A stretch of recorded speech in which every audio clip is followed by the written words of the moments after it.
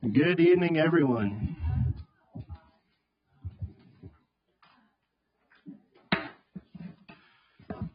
I now call this regular meeting of the Goose Creek CISD Board of Trustees to order. The time is now 6:04 p.m. Mrs. Guy, was this meeting properly posted? Yes, it was. And do we have a quorum? We do. Let the record show we have a quorum and it is properly posted. At this time, we'll turn it over to Dr. Bollinger for opening exercises. Okay, good evening, President Campisi, Dr. Rodriguez, and the Board of Trustees. The opening exercises for May 4th, 2026 board meeting will be provided by students from Robert E. Lee High School. The pledges of allegiance to the United States and Texas flags will be recited by John Villegas Ortiz and Abril Castro. The prayer will be led by Mercedes Renteria. So at this time, everyone, please rise for the prayer and remain standing for the pledges. We'll do the prayer first.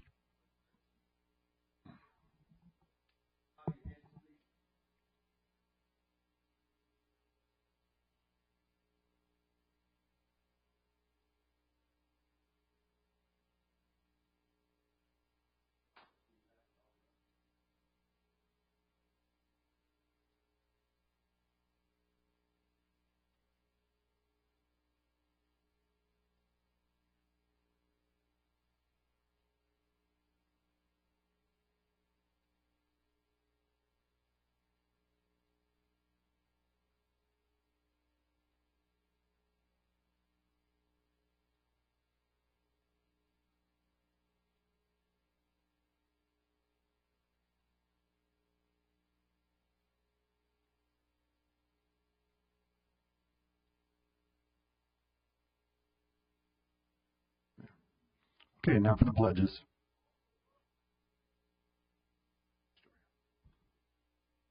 Pledge allegiance to the flag of the United States of America and to the republic for which it stands, one nation, under God, indivisible, with liberty and justice for all.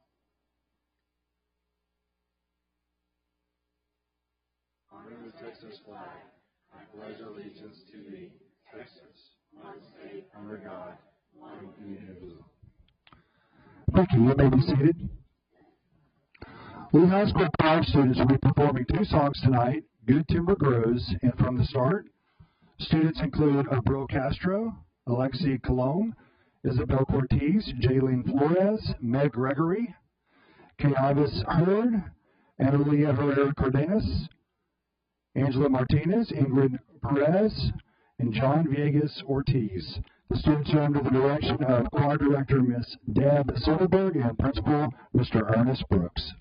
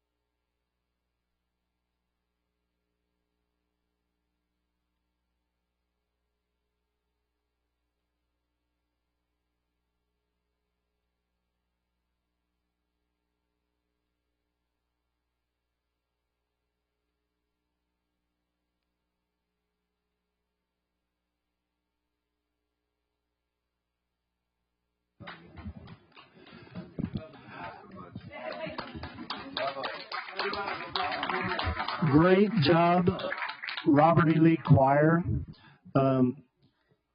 I risk asking, are there any parents here tonight of these students? If there are, please stand and be recognized. They're amazing. Last time I asked this question, they were all drivers and filled spots in our parking lot. Thank you.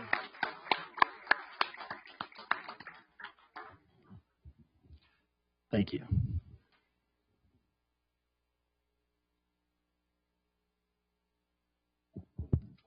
Does that conclude? Okay.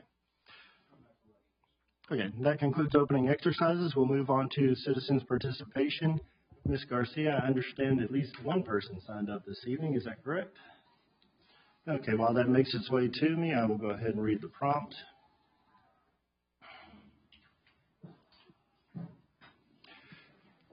Okay, thank you. Citizens' participation is the time that the board will hear public concerns or public comments from those who have properly signed up to address the board. At regular board meetings, the board shall permit public comment regardless of whether the topic is an item on the agenda posted with notice of the meeting. General public comment is limited to no more than 30 minutes per meeting. At all other board meetings, public comment shall be limited to open session items on the agenda posted with notice of the meeting.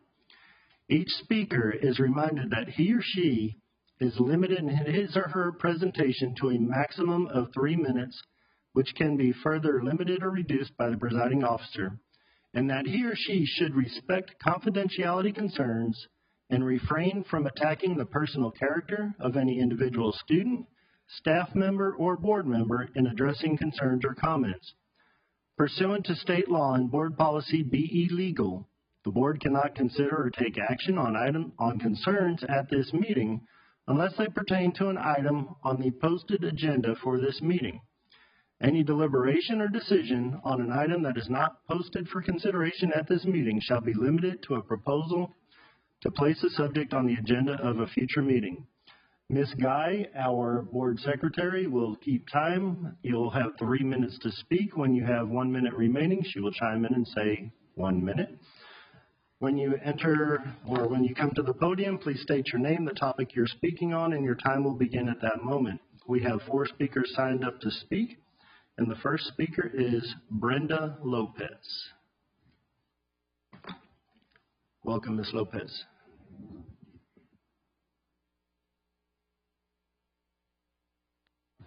Ms. Lopez, let me get you to start over with the microphone on. I'm sorry. So my name is Brenda Lopez, and this is in regards to band and the camps and the, trips and all the other stuff, okay? So good evening, board members, and thank you all for y'all's time and being here. So I am a student, or I have a child who is a student at Lee, and I'm a former alumni, but my child would not be graduating from GCSD as I am pulling her out.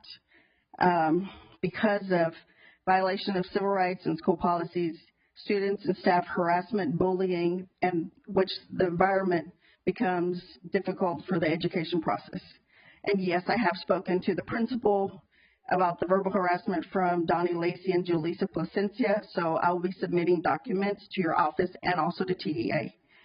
On a more serious matter, I'm here to warn band parents about the lack of protection and guidance that occurs during band camp trips, the band camp, the trips, and the football games.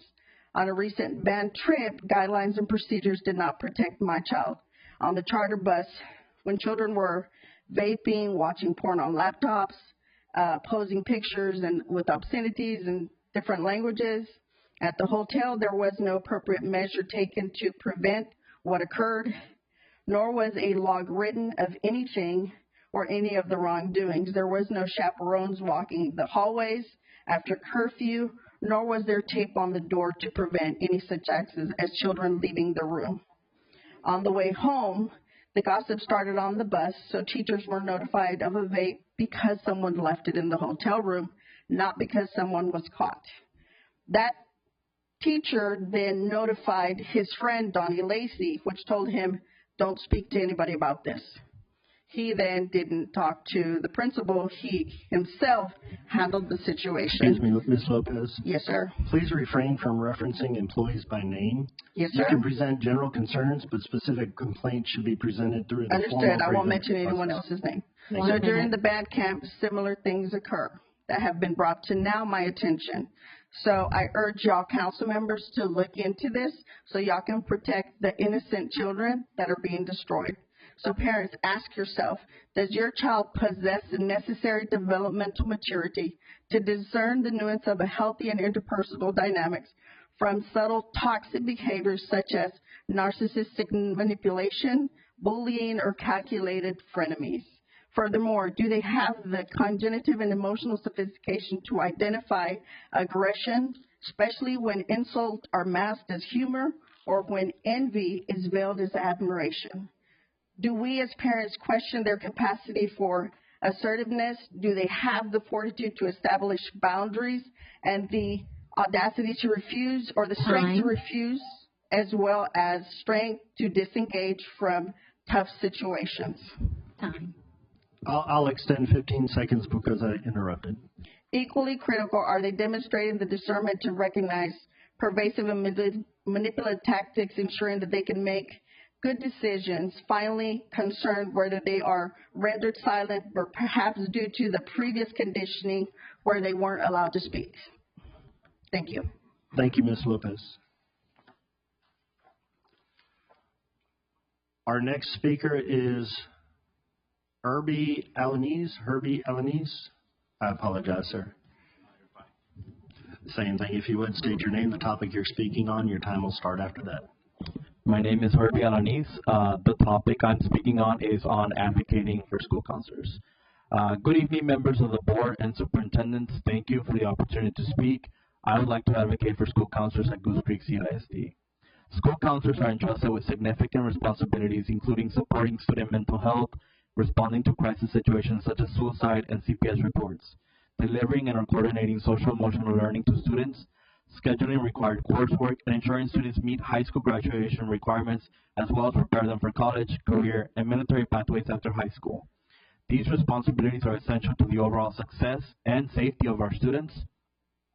However, counselor salaries, caseloads, and number of counselor positions in our district do not align with the importance of the work, especially when you consider surrounding districts and the compensation plans, caseloads, and counselor positions per campus and our district that they provide. Aside from counselor salaries falling behind in our area, school counselor caseloads at Goose Creek CISD far exceed the recommendations of the American School Counselor Association, which advises a ratio of 250 students per counselor, while TEA recommends 350 students per counselor, and even proposed bills in Texas like House Bill 1122, which was a bill that ultimately failed due to funding and logistics, had to go to require school districts to reduce counselor caseloads to 300 students per counselor in Texas schools. School counselor caseloads that are high negatively impact the comprehensive and effective school counselor support our students receive. The disparity between important responsibilities, heavier coursework, low compensation, high caseloads, reduced support, and less benefits presents challenges in recruiting and retaining effective and qualified counselors, as fewer educators are willing to assume these roles under the current conditions. At the moment, there are multiple teacher positions in our area that can match or pay more than a school counselor at Goose Creek CISD, even without the teacher incentive allotment. Furthermore, the educational requirements for a school counselor are 48 to 60 graduate hours with practicum, internship, and residency, while an administrator is 30 to 36 graduate hours. And as for teachers, they are not required to hold a graduate degree for their position, and yet, comparing all of these positions, school counselors, while holding the heaviest educational requirements, important responsibilities, and high caseload ratios, they are often the position with lower compensation and reduced benefits. I respectfully ask the board to review school counselor compensation/benefits, caseloads, counselor positions at the campus/district, and support systems for the school counseling program at Goose Creek CISD to ensure alignment with the Texas model, American School Counseling Association, and regional professional guidelines related to TEA. I am passionate about school counseling, mental health, and helping others, and I felt it was important to bring this up at this time as we plan and prepare for the upcoming school year. Thank you for your time. Herbie Alanis. Thank you, Mr. Alanis. Our third speaker is Roland Reyes.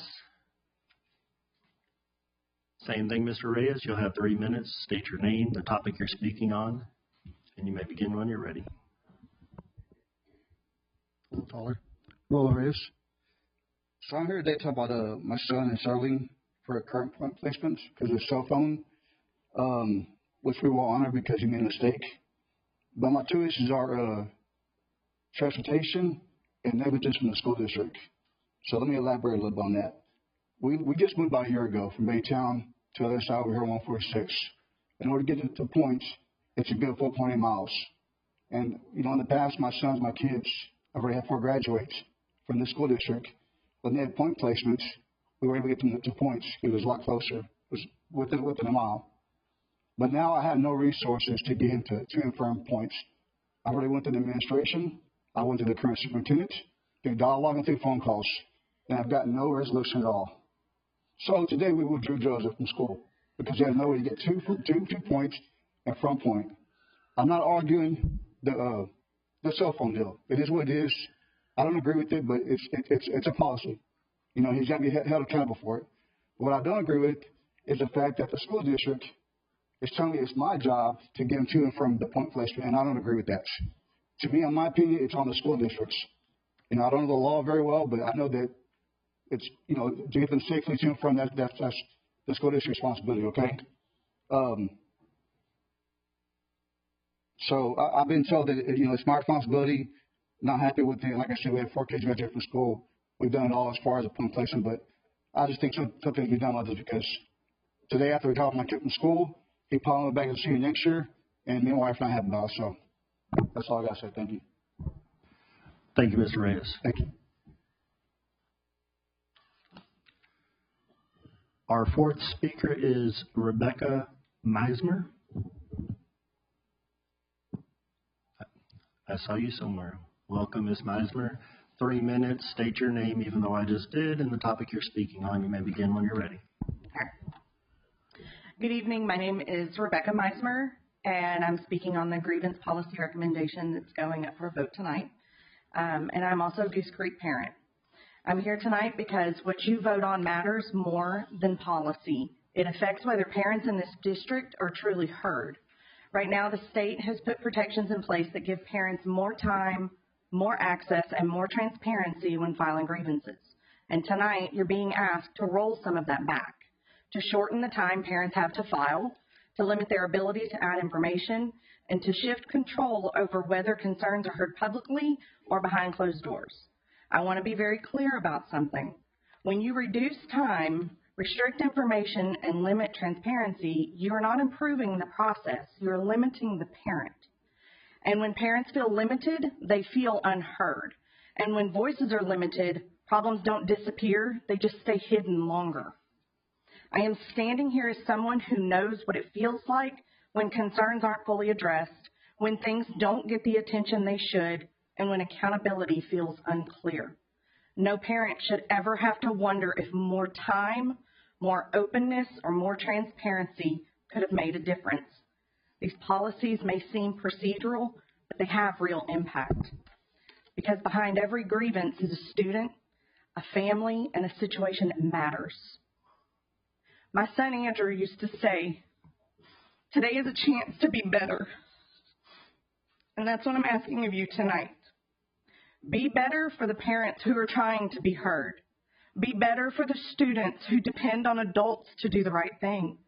And be better in how transparency and accountability are handled in the district.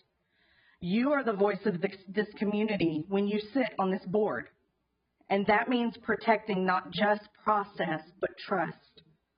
Trust is built when people feel they can speak openly, when they have time to understand what's happened, and when they believe their concerns will be handled fairly and transparently. So tonight I'm asking you, please don't take steps that could make parents feel that their voices are being reduced or redirected behind closed doors. Choose transparency, choose accountability, and choose to protect the ability for parents to be heard. Thank you. Thank you, Ms. Meismer.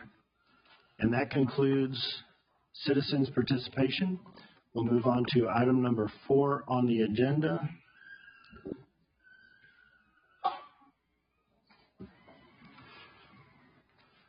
Item number 4 is a public hearing Required public comment opportunity for the 2026-2027 federal entitlement applications, Every Student Succeeds Act, ESSA, otherwise known as ESSA, Individuals with Disabilities Act, IDEA, Carl D. Perkins 5. And coming to the table is Virginia McKay. Good evening, President Campisi, Superintendent Rodriguez, and the board. Tonight is the required public comment opportunity for our 3 different entitlement applications that we have. And so, although most of you have heard me read through this each and every year, our audience is not, so I'll try to do this as quickly as I can. So students, parents, and school district staff, as well as our business and community members, have an opportunity to express their opinion regarding the design, planning, and implementation of the federal program grants.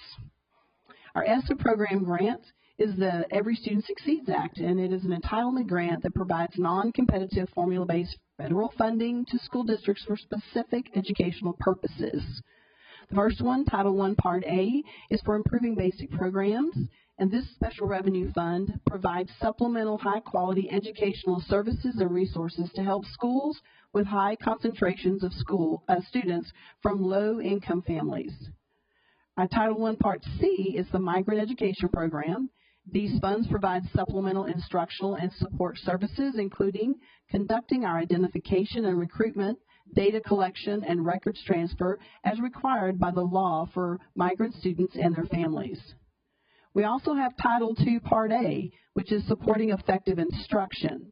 These funds provide for improving teacher and principal quality and increasing the number of highly qualified teachers in the classroom, as well as highly qualified principals and assistant principals in our schools. Title III, Part A is the English Language Acquisition, Language Enhancement, and Academic Achievement Act. And those special funds are for providing supplemental resources to help ensure that children who are English language learners attain English proficiency at high levels in core academic subjects. And Title IV, Part A is our Student Support and Academic Enrichment Program, and these funds provide for supplemental resources to support a well-rounded education, safe and healthy students, and effective use of technology to improve student academic achievement. Now, with the next one, we have IDEA, which is our federal program grant for our Individuals with Disabilities Act. And this entitlement grant program provides funds to support the federal law, ensuring that free, appropriate public education, FAPE, tailored to the unique needs of our eligible children with disabilities ages 3 to 21 to be in the least restrictive environment. And within it, we have IDEA Part B, which those provide funds for supplemental resources to help the district identify students for special education services and then to provide those services for children ages 3 to 21 years old. IDEA Part C provides early intervention services and resources to help the district, again, identify students and provide the services for children who are ages 0 to 36 months. And then we also have deaf education. These funds provide the resources for our districts to identify students for special education and the services needed for the children who have a hearing loss, including children that are deaf or hard of hearing. And the third entitlement grant that we also have in Goose Creek is our Perkins grant. And the Perkins grant is our Career and Technical Education Grant Program, providing funds to improve career and technical education programs in secondary and post-secondary institutions. And the purpose of it is to develop the fully academic knowledge, technical, and employability skills of our secondary education students who enroll in CTE programs and programs of study. And then in this little bitty print, these are the things that are required of Perkins. We are to provide career exploration and career development activities, provide professional development, provide the skills necessary to pursue careers in high-skill, high-wage, in-demand occupations, support integration of academic skills into CTE programs of study, support integration of programs of study, evaluate Perkins-funded programs through a local needs assessment. And I would also say this, we're doing this publicly in here this evening, but it has been posted on the website under the federal programs page. All three of these, if you would like to have an opportunity to also place your comments in writing. Those links are on that webpage. They will be there until Friday of this week. And are there any other questions or input that I need to take note of so I can have that for any other things we need to do with these three? Thank you, Mrs. McKay. As I stated at the beginning of this presentation, this is a public hearing. At this time, if you would like to make a comment to Ms. McKay and the board, please approach the podium in the middle of the room. I'll keep it open for about 1 minute.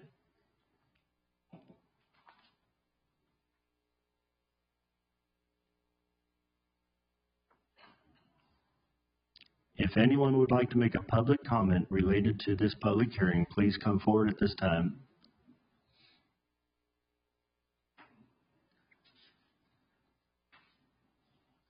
Last call. Thank you. Hearing is closed. Thank you, Ms. McKay. I almost went into my poker voice. I'm working on that. We'll move on to item number 5, recognitions and acknowledgments. I'll turn it back over to Dr. Bollinger. Thank you, sir. Okay, thank you. So we have several recognitions and acknowledgments this evening. We're going to start off with the Live Saves recognitions. So I'm going to ask Nurse Penny to come to the microphone for this recognition.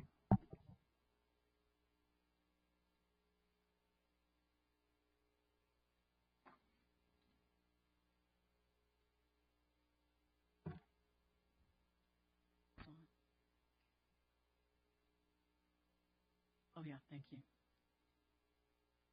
Great. It's great. Oh, very good. Okay. Good evening, President Campisi, Board of Trustees, Dr. Rodriguez, and guests. My name is Patricia Payne, and I'm the Health Services Coordinator. Tonight, we come together for a moment that is both humbling and deeply meaningful. It is not often that we pause to recognize acts that truly define courage, but today we do exactly that. When there is no time for doubt, no space for second guessing, just action, pure, decisive, and often selfless. The kind of action that doesn't ask for recognition, doesn't wait for permission, it simply happens. And the ones who do, who trust their training, follow their instincts, and lead with heart, become the quiet turning points in someone else's story. Not just because they plan to be heroes, but because they chose to act when it mattered most. On December 5th, 2025, a young life student at Horace Mann Jr., Ruben Pedrosa's life was saved because individuals stepped forward without hesitation. We would like to recognize these individuals at this time. From Horace Mann, trainer Delaney Osborne, Coach John Hammond, Coach Gerald Williams, Coach Christopher Waller, Merrick Hamilton. From Baytown Jr., Coach Michael Contreras, Highlands Elementary School nurse Amanda Suarez, and Methodist Hospital Baytown nurse Josie Gaston.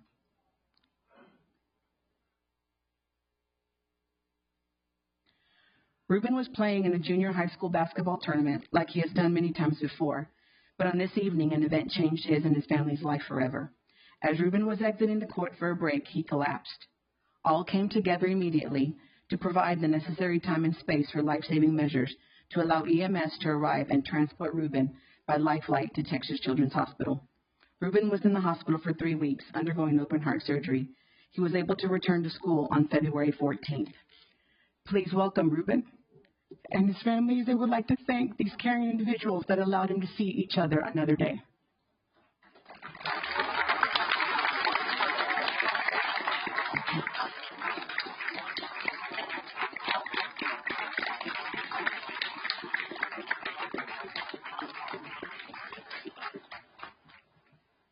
Each of you acted with urgency, skill, and compassion.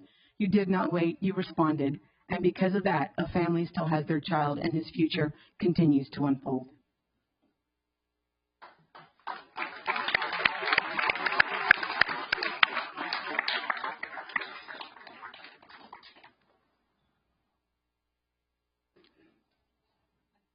No.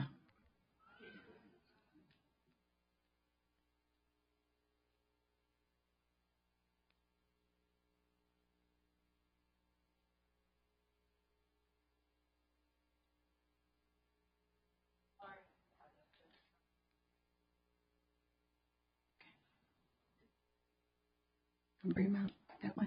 Thank you.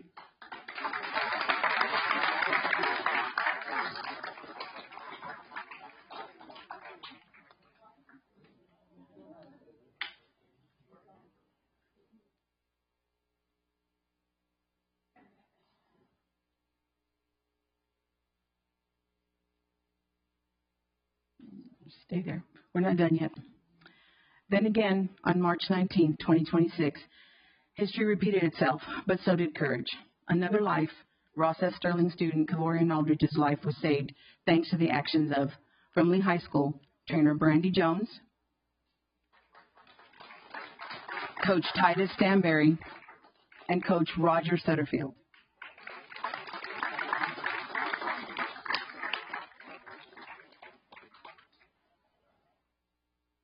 Kavorian was running the JV track meet at Robert E. Lee High School like he had done before, but on this afternoon an event also changed his and his family's life forever. As he was running the track, he collapsed. All again came together to assist, allowing EMS to arrive and transport to Methodist Hospital Baytown. He was later transported to Texas Children's Hospital, where he stayed for several weeks. He returned to school April 28th. Please welcome Kavorian and his family. They would like to thank these caring individuals. This is also the first time that they've seen Kavorian.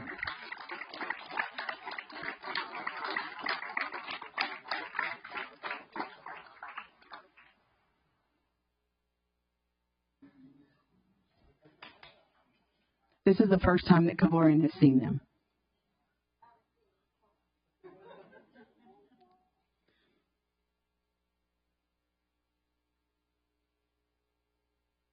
Once again, you demonstrated what it means to be prepared, to be selfless, and to put a life of another above all else.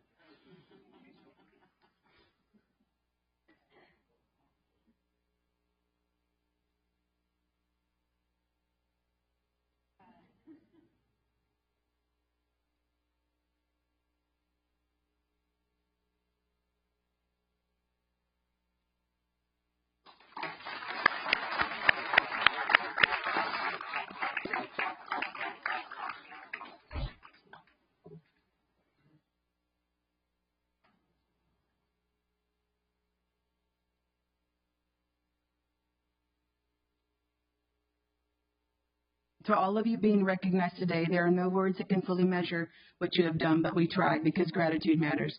A single moment of courage, a gift of another tomorrow. Because of you, life continues and the future remains. Your actions remind us that heroes are not defined by titles, but by what they do when they matter most. You left a permanent mark, not just on the lives you saved, but on this entire community. On behalf of everyone, thank you. Thank you for your courage, and thank you for your commitment. And most of all, thank you for choosing to act. Thank you.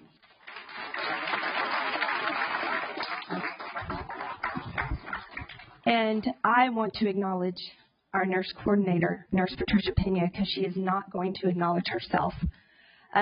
We cannot thank these individuals and their families enough, but I would also like to thank her not only for her 30 years of dedicated service to our district, but she played a critical role in providing the AED information to both of these students' doctors, which actually helped diagnose their defects and were able to provide their life-saving measures in surgery. So we would like to thank you as well.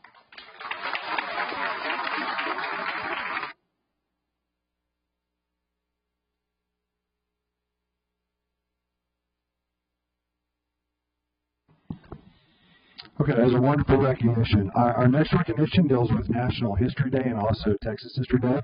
So we have Amy Maddie coming to the microphone for those recognitions.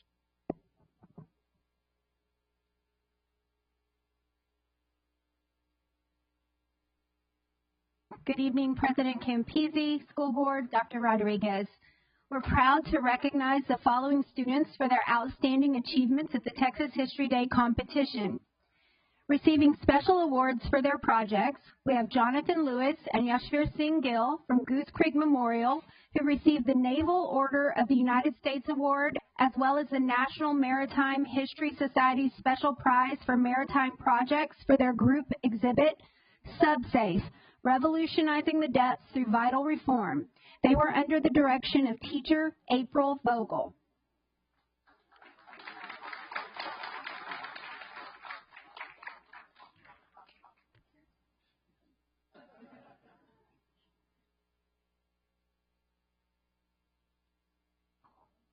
From Gentry Junior High, we have Brinkley Benoit.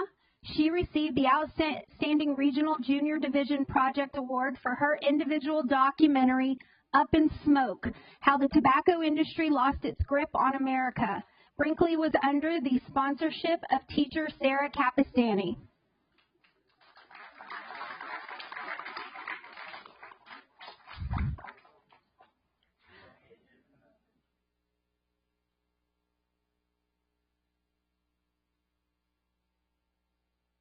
The following students were awarded first or second place at Texas History Day and will be advancing to the National History Day competition in College Park, Maryland, June 14th through the 18th this summer. From Goose Creek Memorial, under the direction of April Vogel,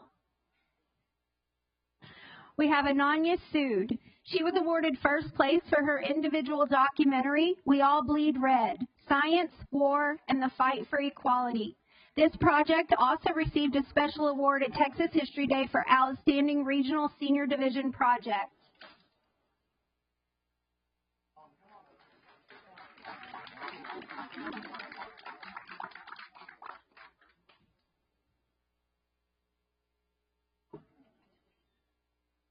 Thank you. Anay Gupta received first place for his individual website, When Truth Hit the Headlines, How the Pentagon Papers Sparked Reaction and Demanded Reform.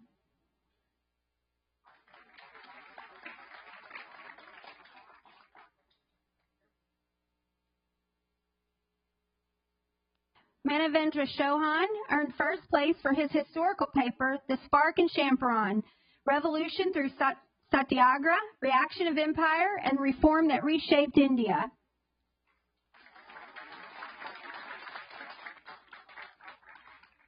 Arya Patel and Aaron Salazar received second place for their group website, A Voice in Pecan Dust. Emma Tenanyuka's Grassroots Revolution, the Red Baiting Reaction, and the Reform of Mexican-American Labor.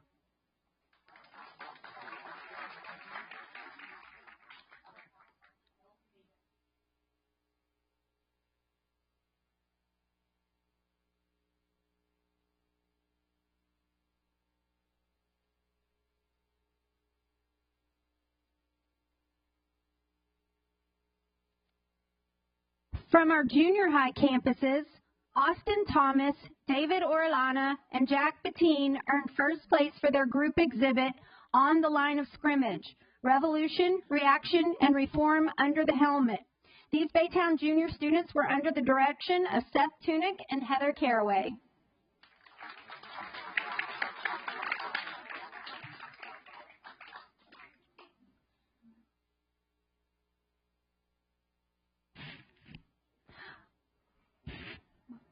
Okay, Isaac Graham from Gentry Junior High was awarded first place for his individual website, Revolution, Reaction, and Reform, the Vietnam Draft Protest and America's Debate Over Duty. Isaac was under the direction of his teacher, Christina Barlow.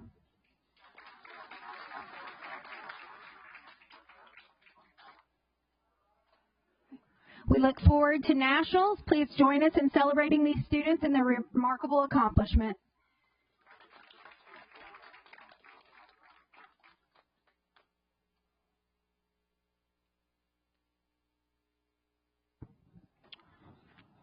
Okay, next we have recognitions related to Career Technology Education Awards, and so Lita Miller will come to the microphone for these. Good evening, President Campisi, members of the board, and Dr. Rodriguez. Tonight, the Career and Technical Education Department is proud to recognize an outstanding group of students and educators who have achieved superior honors at their respective state competitions in the areas of Future Business Leaders of America, Health Occupation Students of America, and the Technology Student Association. These exceptional students not only demonstrated academic and technical excellence, but they also showcased leadership, teamwork, and innovation. We are thrilled to share that each of these students recognized tonight have advanced to compete at the national level in June. Let's begin by recognizing our GCM winners for FBLA. The Parliamentary Procedure Team placed first in the state, second year in a row. Team members are Patrick Board Jr., Luis Gomez Coamatin, Maximiliano Gonzalez, and Clayton Wood II. They are led by their advisors, Mr. Freeman and Ms. Rios.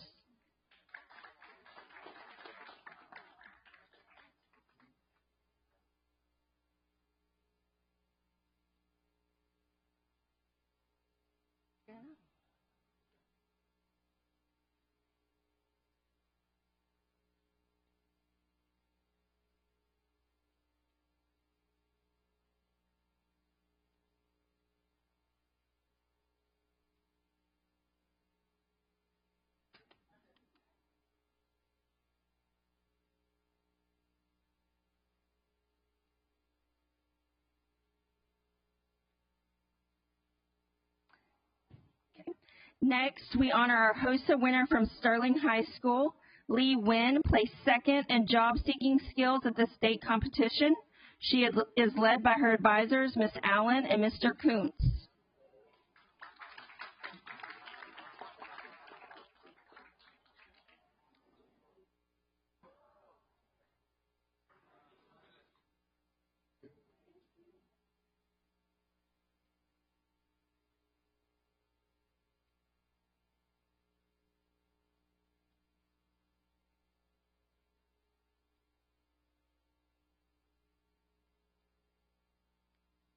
Okay. Got it? You're good. You're good. Oh, she wants to be in. She's going to go in.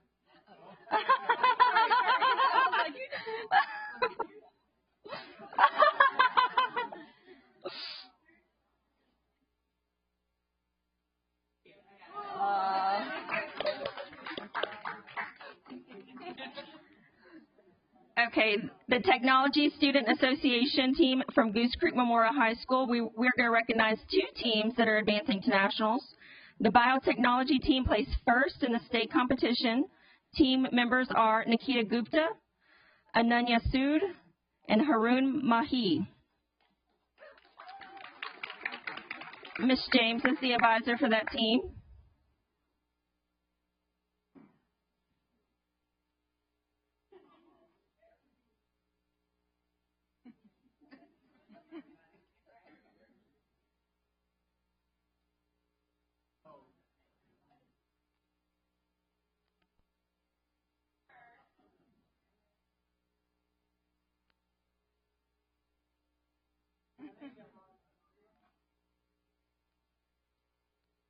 Go ahead.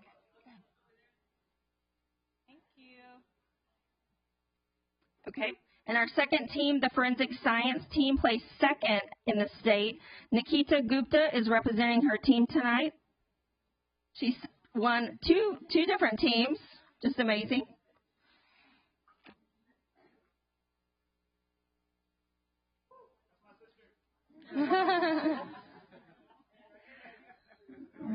So congratulations to our students. We wish you the very best of luck at nationals.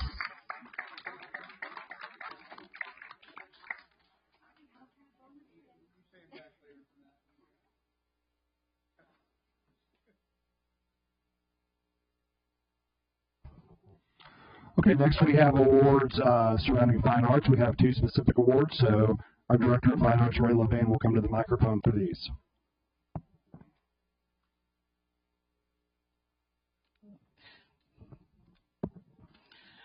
Good evening, Dr. Rodriguez, Board of Trustees. First, we would like to acknowledge, just for really quick, this is not on the agenda, but really quick, the opening exercises. They had an all-state choir student in that particular group, and that was the first all-state choir student from Lee in about 20 plus years. So I want to just give them one real shout out. Go ahead and clap for that.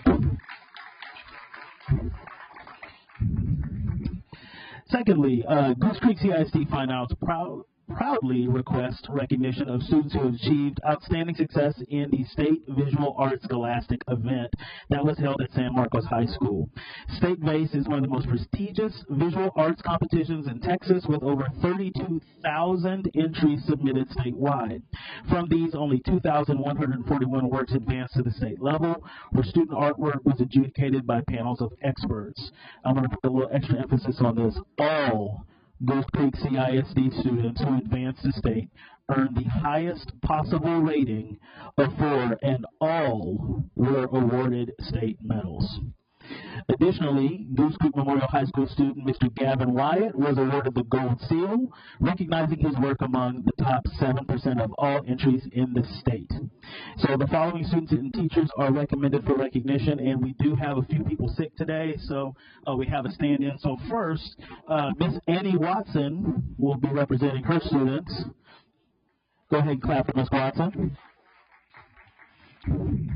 The first student is Miss Vivian Montez. She's actually at a banquet receiving a scholarship right now. And Miss Nayeli Perez, she is actually out sick.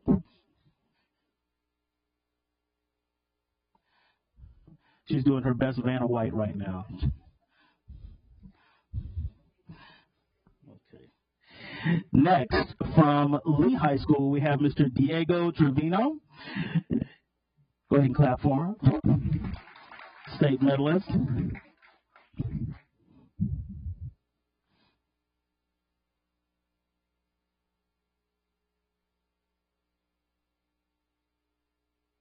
Okay. Next we have Luis Magallon, also a state medalist from Robert E. Lee High School.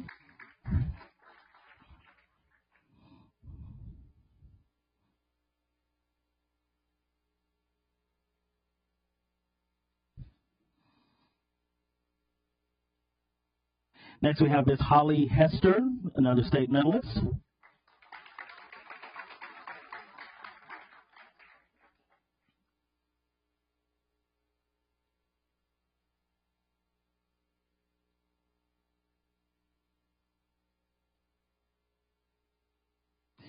Miss Eleni Rosenbaum, also from Lee High School.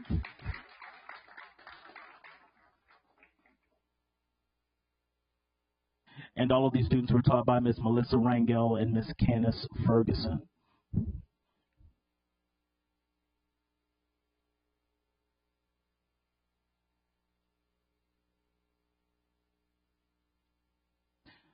All right, from Goose Creek Memorial High School, the man with the golden seal, Mr. Gavin Wyatt, accompanied by his teacher, Miss Jonna Morris.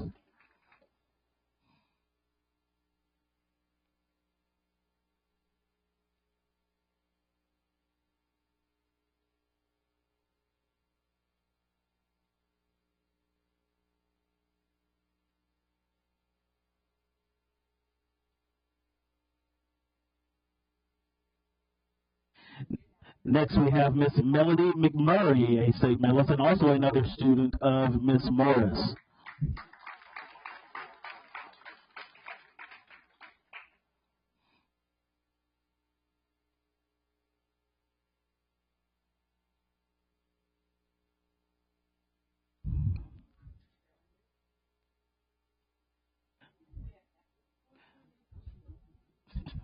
And last but not least, we have Miss Daniela Chapoy, also from Goose Creek Memorial High School.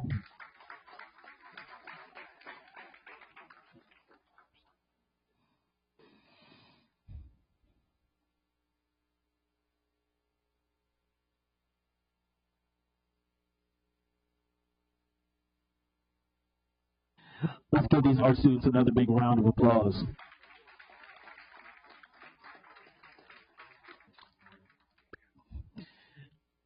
Our next group of students we would like to recognize are members of the Goose Creek Memorial Theater Company who have earned national qualifier status through the Texas Thespian Festival.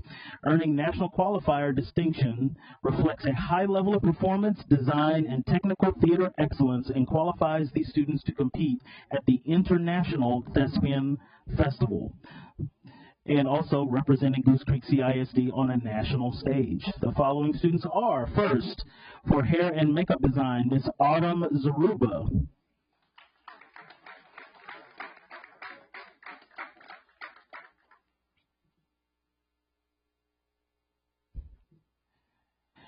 And all of these wonderful young people are under the direction of Miss Gina Martin and Miss Peyton Wood Smith. You can't tell they're actors at all, can you? They just flip the switch. It just happens. Next, we have Miss Cadence Moreno, awarded for sound design and playwriting, and also selected for the All-Star Improv team.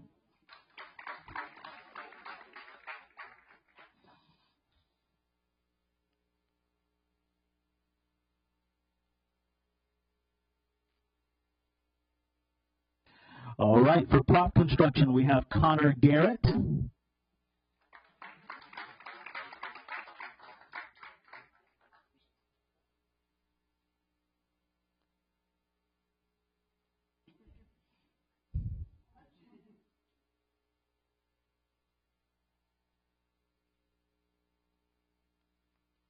Next, for solo musical, we have Malia Martin.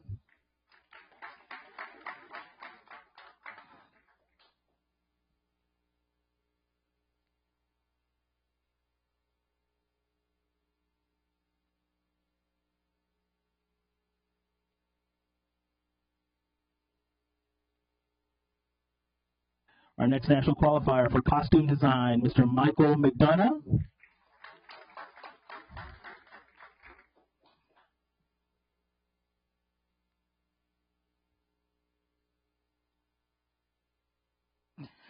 She was unable to be here today, but let's go ahead and recognize Valeria Solis for costume design.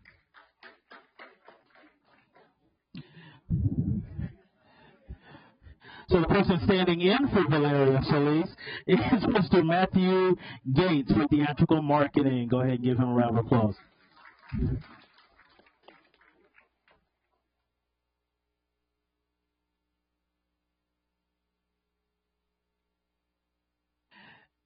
And next, national qualifier for duet musical, the dynamic duo, Ms. Jada Freeman and Daisy Parchmont.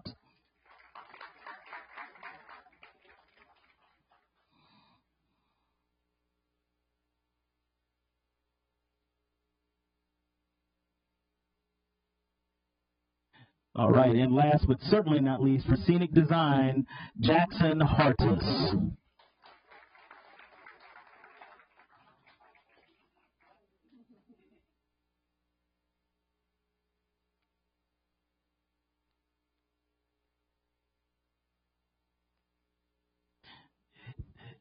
Thank you again, and let's give all of these fine arts students a great big round of applause. Thank you so much.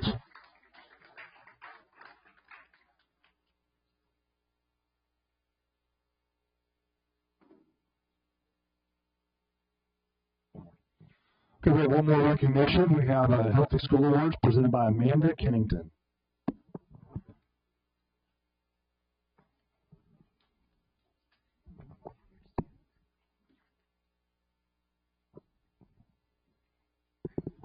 Good evening. Dr. Akers, Director of Employee Health and Wellness, and I are thrilled to be here this evening to recognize the incredible accomplishment of Goose Creek CISD and our greater Baytown community in the 2026 Community Challenge, a statewide initiative designed to promote healthier lifestyles across Texas through friendly competition and community involvement.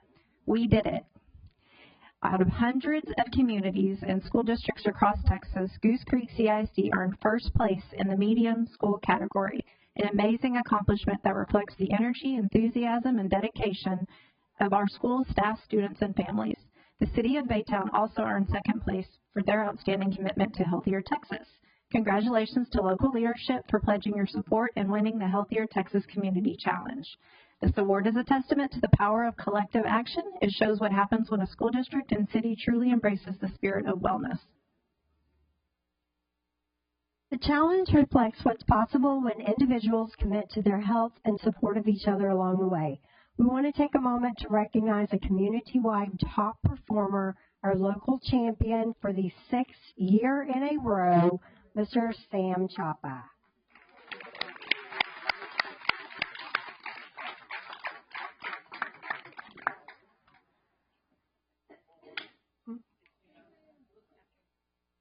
You do it. You go. Here. Let me hold this. Just put them on there. Okay, go.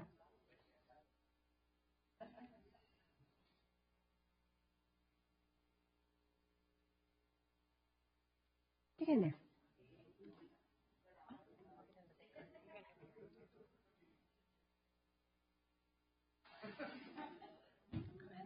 Okay, now.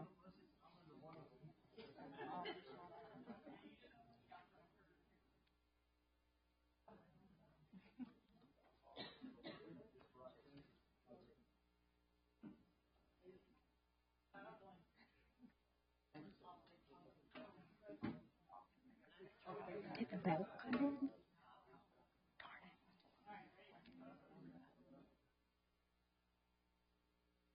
Sam has consistently inspired so many within our community to participate in the challenge and stay active.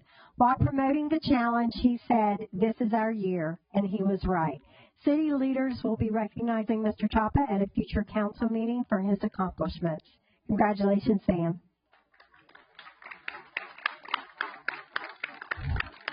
Of course, we can't forget about the schools that showed outstanding participation this year. We're proud to recognize the top 3 GCCISD campuses that earned the most points in their respective categories, and this year's recipients of the coveted Salad Bowl Trophy, sponsored by Awards and Engraving. Each of these campuses' school health committees rallied their team in creative and committed ways, and their energy made a real impact by demonstrating what school spirit and healthy habits can achieve. As I call your school, please join us at the front to accept your award, and once all 3 schools have been announced, we will take a group photo. The High School Salad Bowl Trophy is awarded to Robert E. Lee High School, Principal Ernest Brooks, and Wellness Champion Jocelyn Smith. Lee High School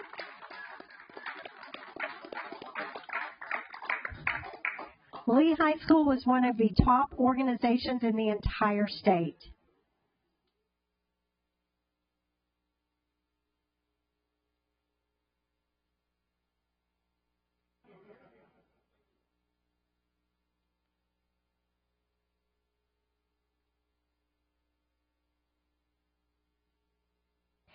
The Junior High School Salad Bowl Trophy is awarded to E.F. Green Jr., Principal Dr. Alicia Babin, and Wellness Champions Carla Ariano and Denicia Reynolds.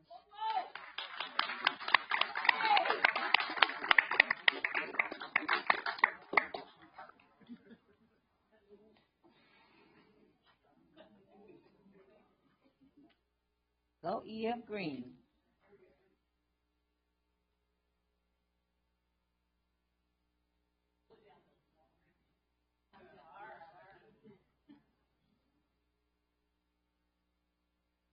My favorite.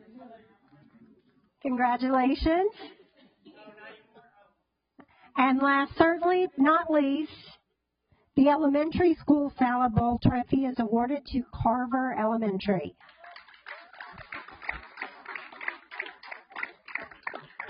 Principal Erica Smith and Wellness Champion Jamie Reese.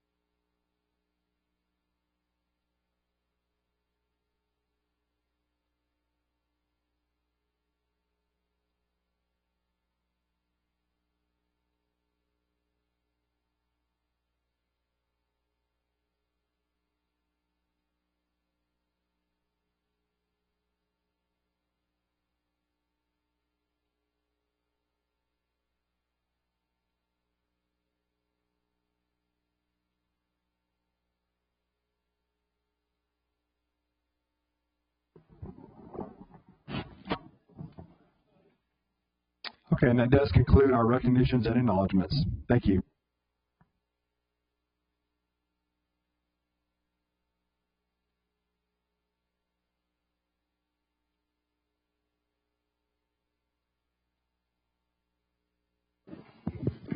Thank you, Dr. Bollinger. We'll move on to item 6 of the agenda, approval of minutes. Prior to this meeting, the board was provided with minutes for March 30th, 2026, April 9th, 2026, and April 13th, 2026 meetings. We will take them individually, starting with approval of minutes for March 30th, 2026, which was a budget workshop. What is the pleasure of the board? Move to approve. I'll second. I have a motion by Mr. Clem and a second by Mrs. Guy to approve March 30th, 2026 budget workshop minutes. Any discussion? Hearing none, all in favor, please signify by raising your hand. Seeing 6-4-0 against, the motion passes. Next is April 9th, 2026, Team of 8 training meeting. Pleasure of the board. Second. I have a motion by Mrs. Barattens and a second by Mr. Renteria to approve April 9, 2026 minutes for the Team of 8 training. Any discussion? All in favor, please raise your hand. Seeing 6-4-0 against, nothing. Motion carries. We'll move on to 6C, minutes for April 13th, 2026, regular board meeting. What's the pleasure of the board? Move to approve. Okay. I have a motion by Mrs. Guy and a second by Mr. Clem to approve the minutes for April 13th, 2026, regular board meeting. Is there any discussion? Hearing none, all in favor, please signify by raising your hand. I saw 6-4. I saw it. 6-4-0 against, the motion passes. Thank you. We'll move on to item number 7, discussion items, superintendent reports. And Dr. Rodriguez, I'll turn it over to you at this time. Yes, sir. Thank you, Mr. President. Tonight we have 4 reports. The first one is the Superintendent Campus Connection Grant Proposal presentation, followed by the Teacher Incentive Allotment update, then a benefits update, and then finally we have a budget and financial update. At this moment, I'm going to call up the team that's going to assist with the presentation for the Superintendent's Campus Connection. We have Dr. Times, Dr. Antonini, and Mrs. Griffin. And as they make their way to the front, I just want to remind the board that this has occurred annually the past few years, the Superintendent's Campus Connection. There is a part of the process for the entire year in which the committee gives a recommendation to utilize specific funds that have been provided to them. And at this time, I want to go ahead and pass it on to the team so they can begin.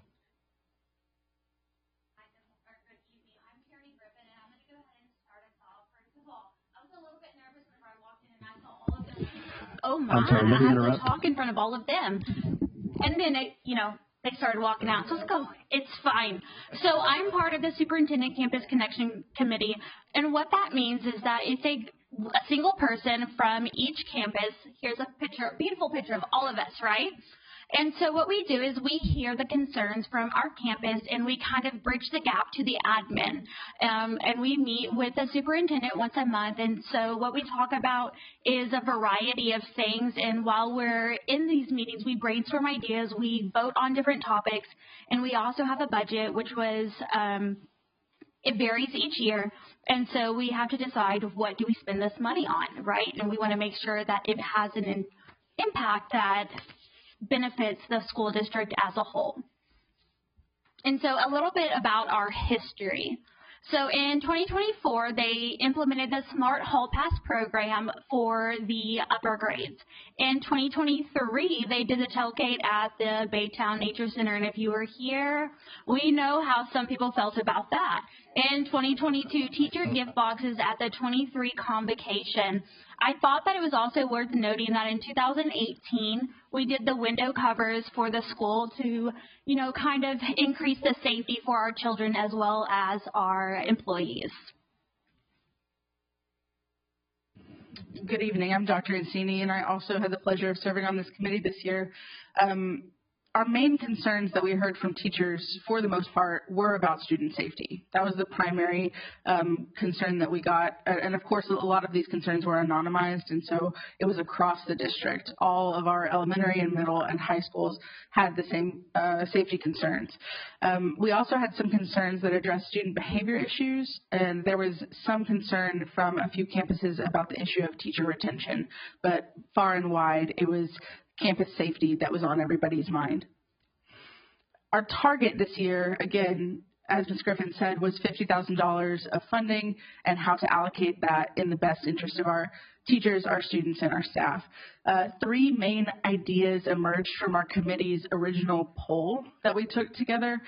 First was that there was a lack of uniform door lock installations on some of our older campuses. These door locks were completely in compliance with all of the mandates. However, some of the door locks were out of date compared to some of our newer campuses. And so one of the concerns was, how do we update these? How do we make sure that every teacher is having the same safety process as all of our other teachers on all campuses? There was also a concern about student-led safety coalitions that may lack incentives or may want to go on field trips. So there was some interest there in spending this money towards incentivizing that. There was also I think that there was a presentation and some interest in how to allow retired teachers to be awarded for not using up all of their days and to increase their attendance at the end of their tenure. Ultimately, the lack of uniform door lock installation was the winning vote. And I think that this is because campus ingress and egress is always going to be the top priority, especially as we move forward into more modern times with some of our doors that have electronic locks, some of them have key locks, some of them have push locks. And so because of this variability, we wanted to help unify the campuses and go, I think, above and beyond the normal call of safety. Good afternoon. As part of this process, FMC was brought in, and I have Mr. Ruben Escalon here with me today, and I'm Tricia Times. We have a variety of locks throughout the district, but the most prominent locks that are on our campus right now are the classroom lever lock set and the Morse-Tees lever lock. Based on that information, we were to research some information to give pricing of how much it would cost to replace those locks. As you can see, we have a projection for the elementary campuses that were brought forward to us, and you can see the price of $257,000. I know it's astronomical, but we do have some other alternatives. I will go on to the high school, and you can see all the secondary campuses. If we replace all the locks with the mortise locks, which runs about $900 and some dollars, it would be $663,401. However, we do have some alternatives in effort to replace these locks and to ensure that our campuses are safe.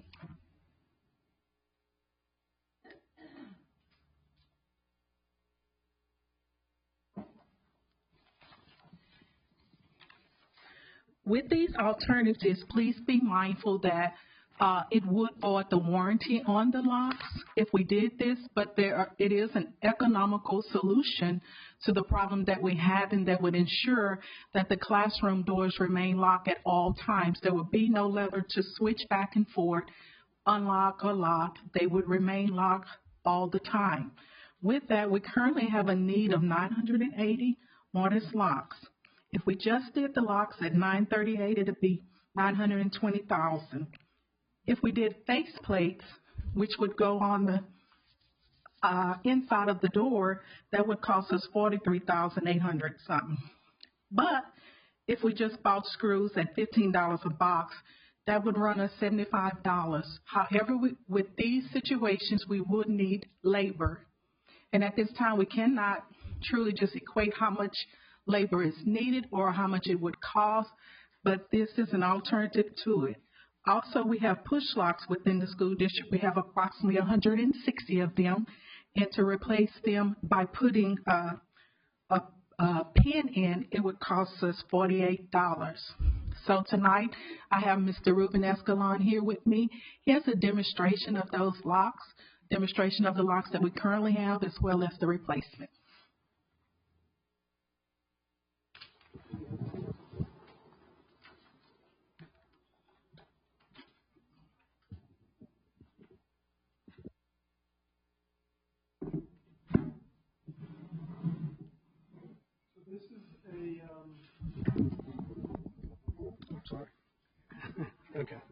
This is a standard lever lock with a push button, okay?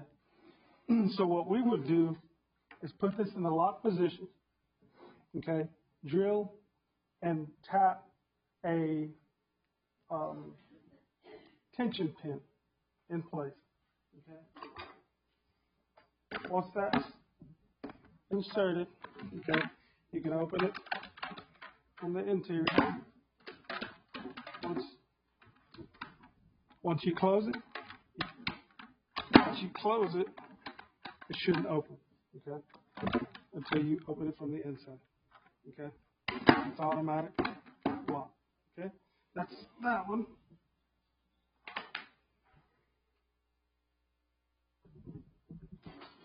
This is a basic mortise lock that you have there, okay?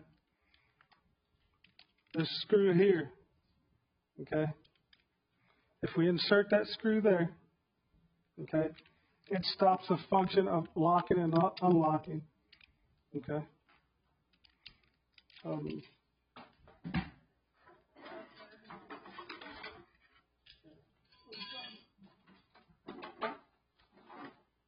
We've done one here for demonstration. Right now, everything's locked. It's already been screwed, okay? Unlocks from the inside. Closes. Automatic lock. You have a deadbolt as well as a secondary lock. Okay. Let me show you the inside. Okay. Your deadbolt's on. I believe, ma'am, what was your name? Tierney Griffin. Miss Griffin? Yes, sir. This is the type of lock you have on your classroom. Correct. I checked. Yes. Except for it doesn't have the pin part, the bottom part. About this here? It does have it. It's just. It has the regular one, just like that, not in the one in the picture. Yeah. Yes. Yeah. Okay. Okay. Lock. And I'll get it from the exterior. Unlock.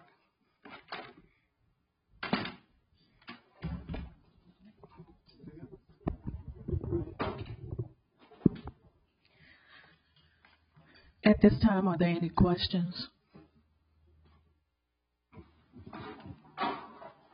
So, I got a question. So they feel unsafe because of these locks? Is that what we're saying? You said the number one priority was safety. Is there a special reason why they feel so unsafe?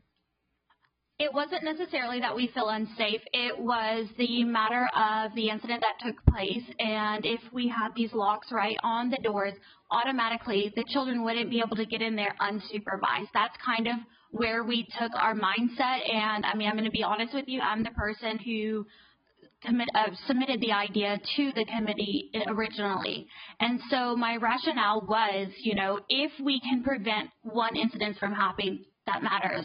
If we can provide safety for our children, that matters. As an employee, as a parent, that is my number one priority, is keeping my children safe, whether it be my personal or my students.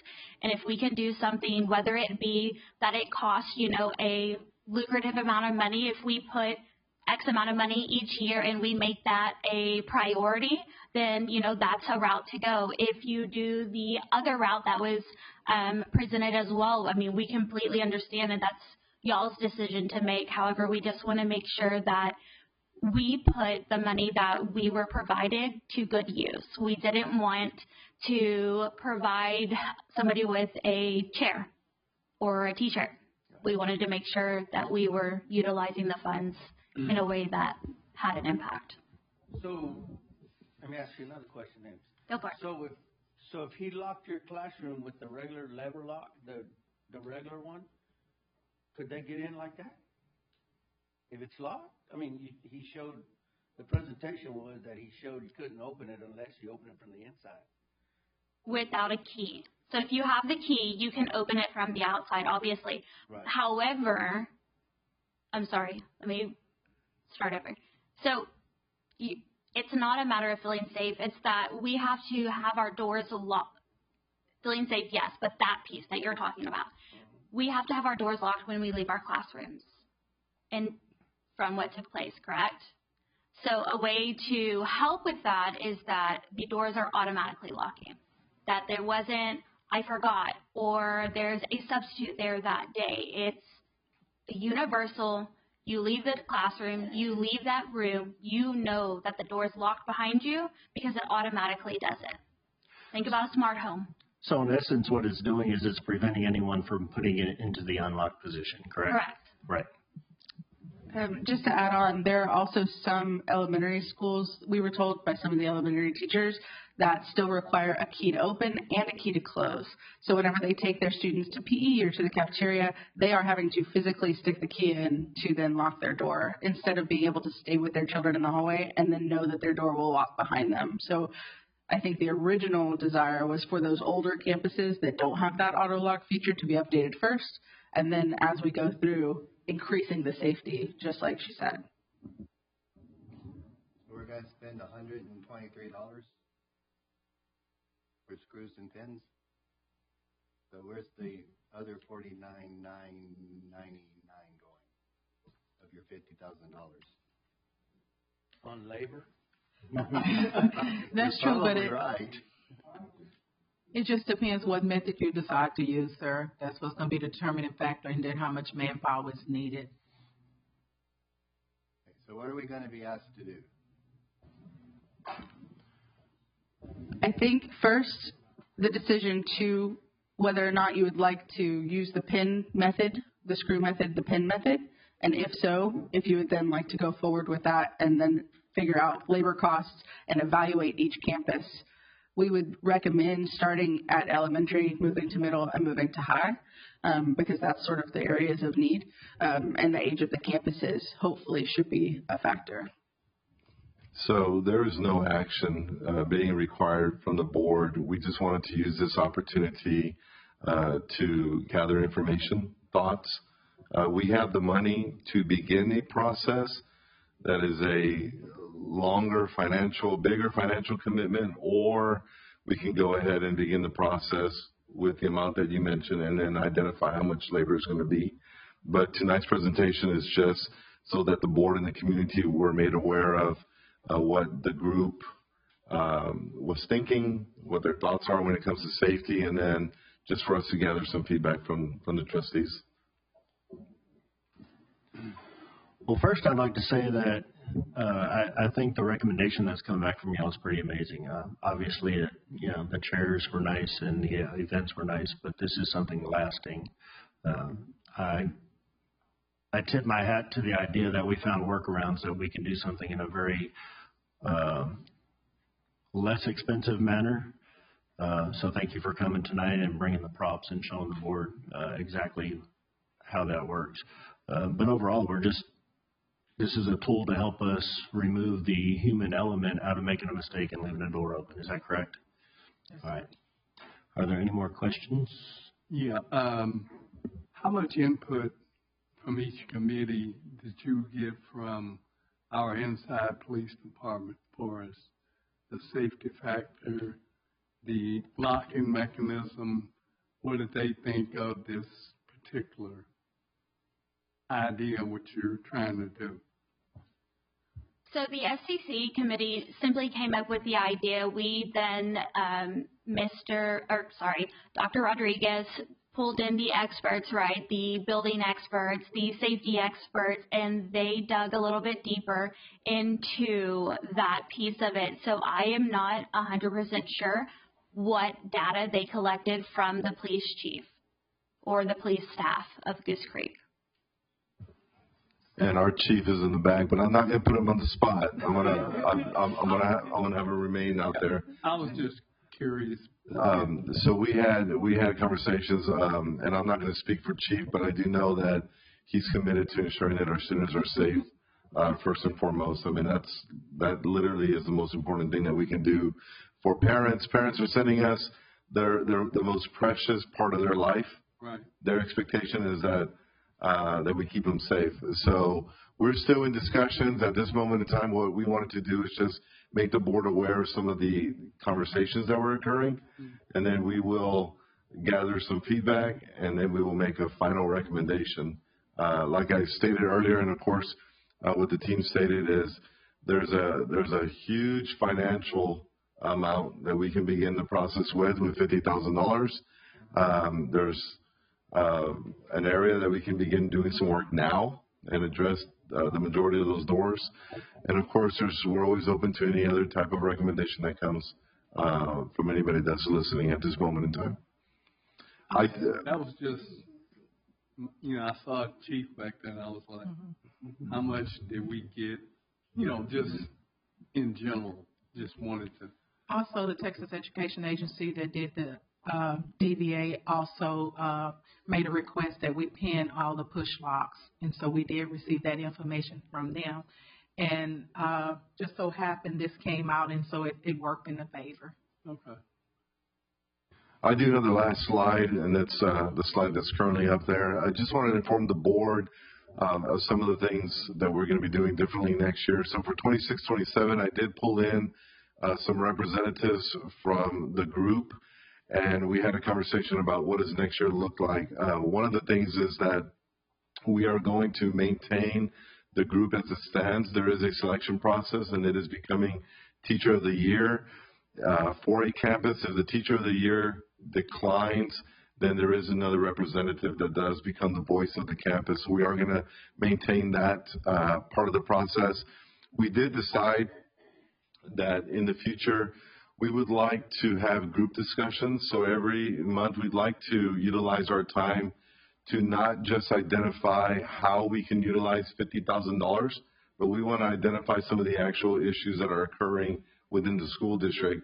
And we will be having discussions that are for groups that are formed regarding the budget or the finance, regarding HR issues, regarding C&I. So we'll be having those conversations and breaking up into smaller groups when we do meet to identify some of those issues and to provide solutions.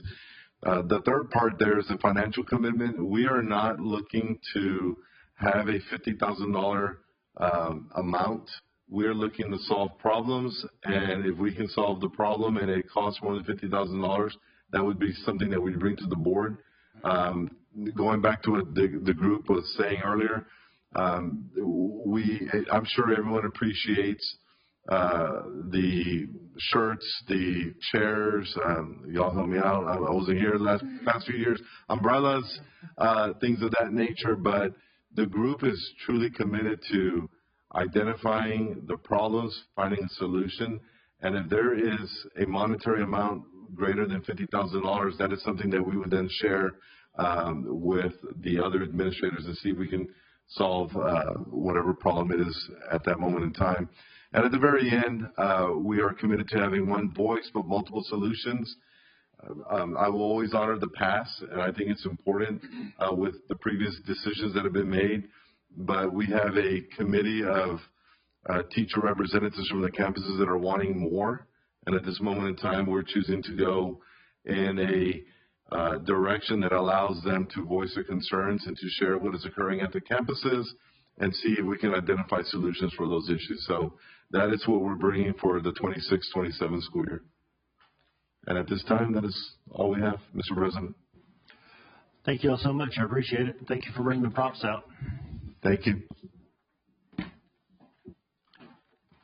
Next, we have a presentation regarding the teacher incentive allotment. We have the HR team coming up. And as you recall, this was a board requested item as well.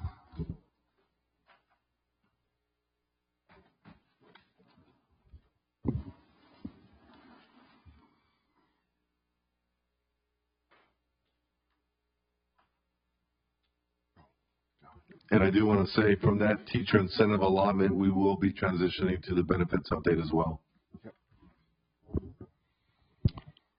Okay, good evening. All right, so we have also Kevin Robleski, who's our Associate Director of Compensation, and then Dr. Ellen Akers, who's our Director of Benefits. And so we are going to go through the teacher incentive allotment portion for the first part of the presentation, and then talk about getting back into TRS and the benefit update. So that's Dr. Akers will hit that piece. Here's our agenda for the teacher incentive allotment portion. So we're going to go through and explain just how teachers become eligible for TIA, the designation and validation process that we go through as a district, and also how we communicate that information to teachers. And then steps that will happen next year. There will be some changes next year that TEA is rolling out, so we'll share that as well. Just as a quick history, the teacher incentive allotment, I'm going to say TIA from here on out, what was passed with House Bill 3 back in 2019 as a way to provide extra compensation to teachers based on performance. And so to keep highly effective teachers in the classroom, TIA was proposed. Districts have the option of applying to become a TIA district. So that's important to note that not all districts in Texas are a TIA district. Some districts have chosen not to pursue that route. We'll get into some of the reasons why. Goose Creek has pursued TIA for the last 3 years. Okay, this is a busy slide, but we did want to show it just to illustrate a point here. On the left column, these are all the teachers. If you teach these subjects and grade levels, these are the teachers that currently qualify for TIA. So not all teachers in Goose Creek are eligible for TIA. Each year we try to add more subjects, but there's a process that we go through to add teachers. We've learned from ourselves and also from other districts, if you add too many groups too quickly, then what happens is you risk not being approved for everyone.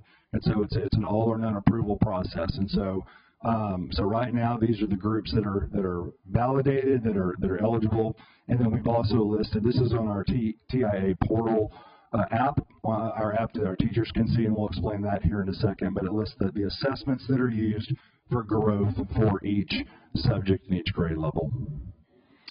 Okay, so how do teachers become eligible for TIA? There's a formula that we follow. TEA requires us to look at student growth and T-test observation evaluations. So those are the two required components for TIA. Districts have some flexibility in percentages within those two items. They can also add other elements for eligibility, but the two requirements are growth measure and T-test observation. So if I'm a teacher, it's how well did my students grow this current year, and then also how did my appraiser or my administrator evaluate me. So those are the two requirements. You can see that these are weighted differently. We did change the weighting this year due to recommendations from the groups that we work with. And so growth is weighted at 70%, and then the T-test observations is weighted at 30%. And so the formula, when you add those two together, 70% plus 30%, you get the overall score.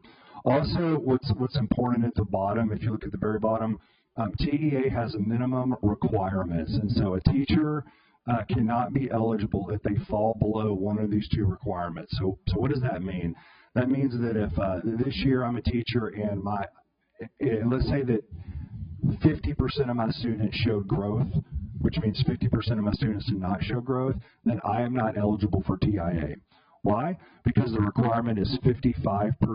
So I have to have at least 55% of my students show growth or I'm not eligible. Okay, that's a TEA requirement, not a Goose Creek requirement.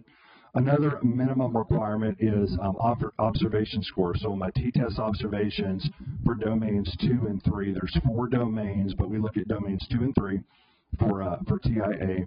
I have to score at least a 3.7. So that's on a scale of 1 to 5. So 5 is absolute perfection. No one hits that. Well, 1 is abysmal. And so 3 is right in the middle. So I have to score at least a 3.7 and show 55% growth to be eligible for TIA. Okay? So that's the big picture of how teachers become eligible. Now Mr. Robleski is going to get into a little bit more of the weeds with the growth measure and the evaluations. Okay, here what you're looking at are the state performance standards that are aligned to each one of the designations. So if you see recognized, underneath that is 55%, which he just mentioned is the minimum. Exemplary, 60%. Masters is 70%. Now how do we calculate this?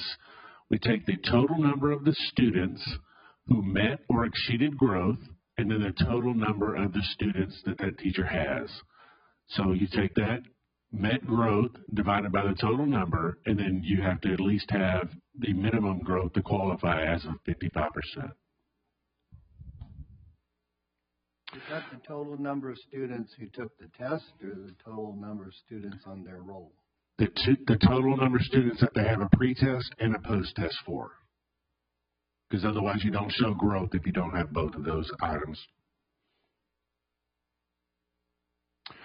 So for the T-test observations, these are the state standards. As he mentioned earlier, you have to have a minimum of 3.7. This is in domains 2 and 3. So in domains 2 and 3, there are 8 indicators, and on each one of those indicators, you can score a 1 through 5.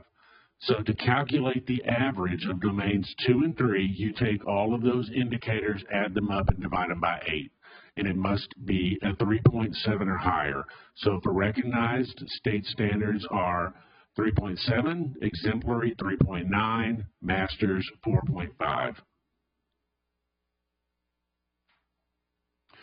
And then your overall determining qualification is both minimums must be met. And then the designation calculation is growth is converted into a scale score and weighted at 70%, as mentioned earlier. And then observations average is weighted at 30%. And then when those are calculated, you're looking for a 3.7 or higher and to put them in one of those designation categories.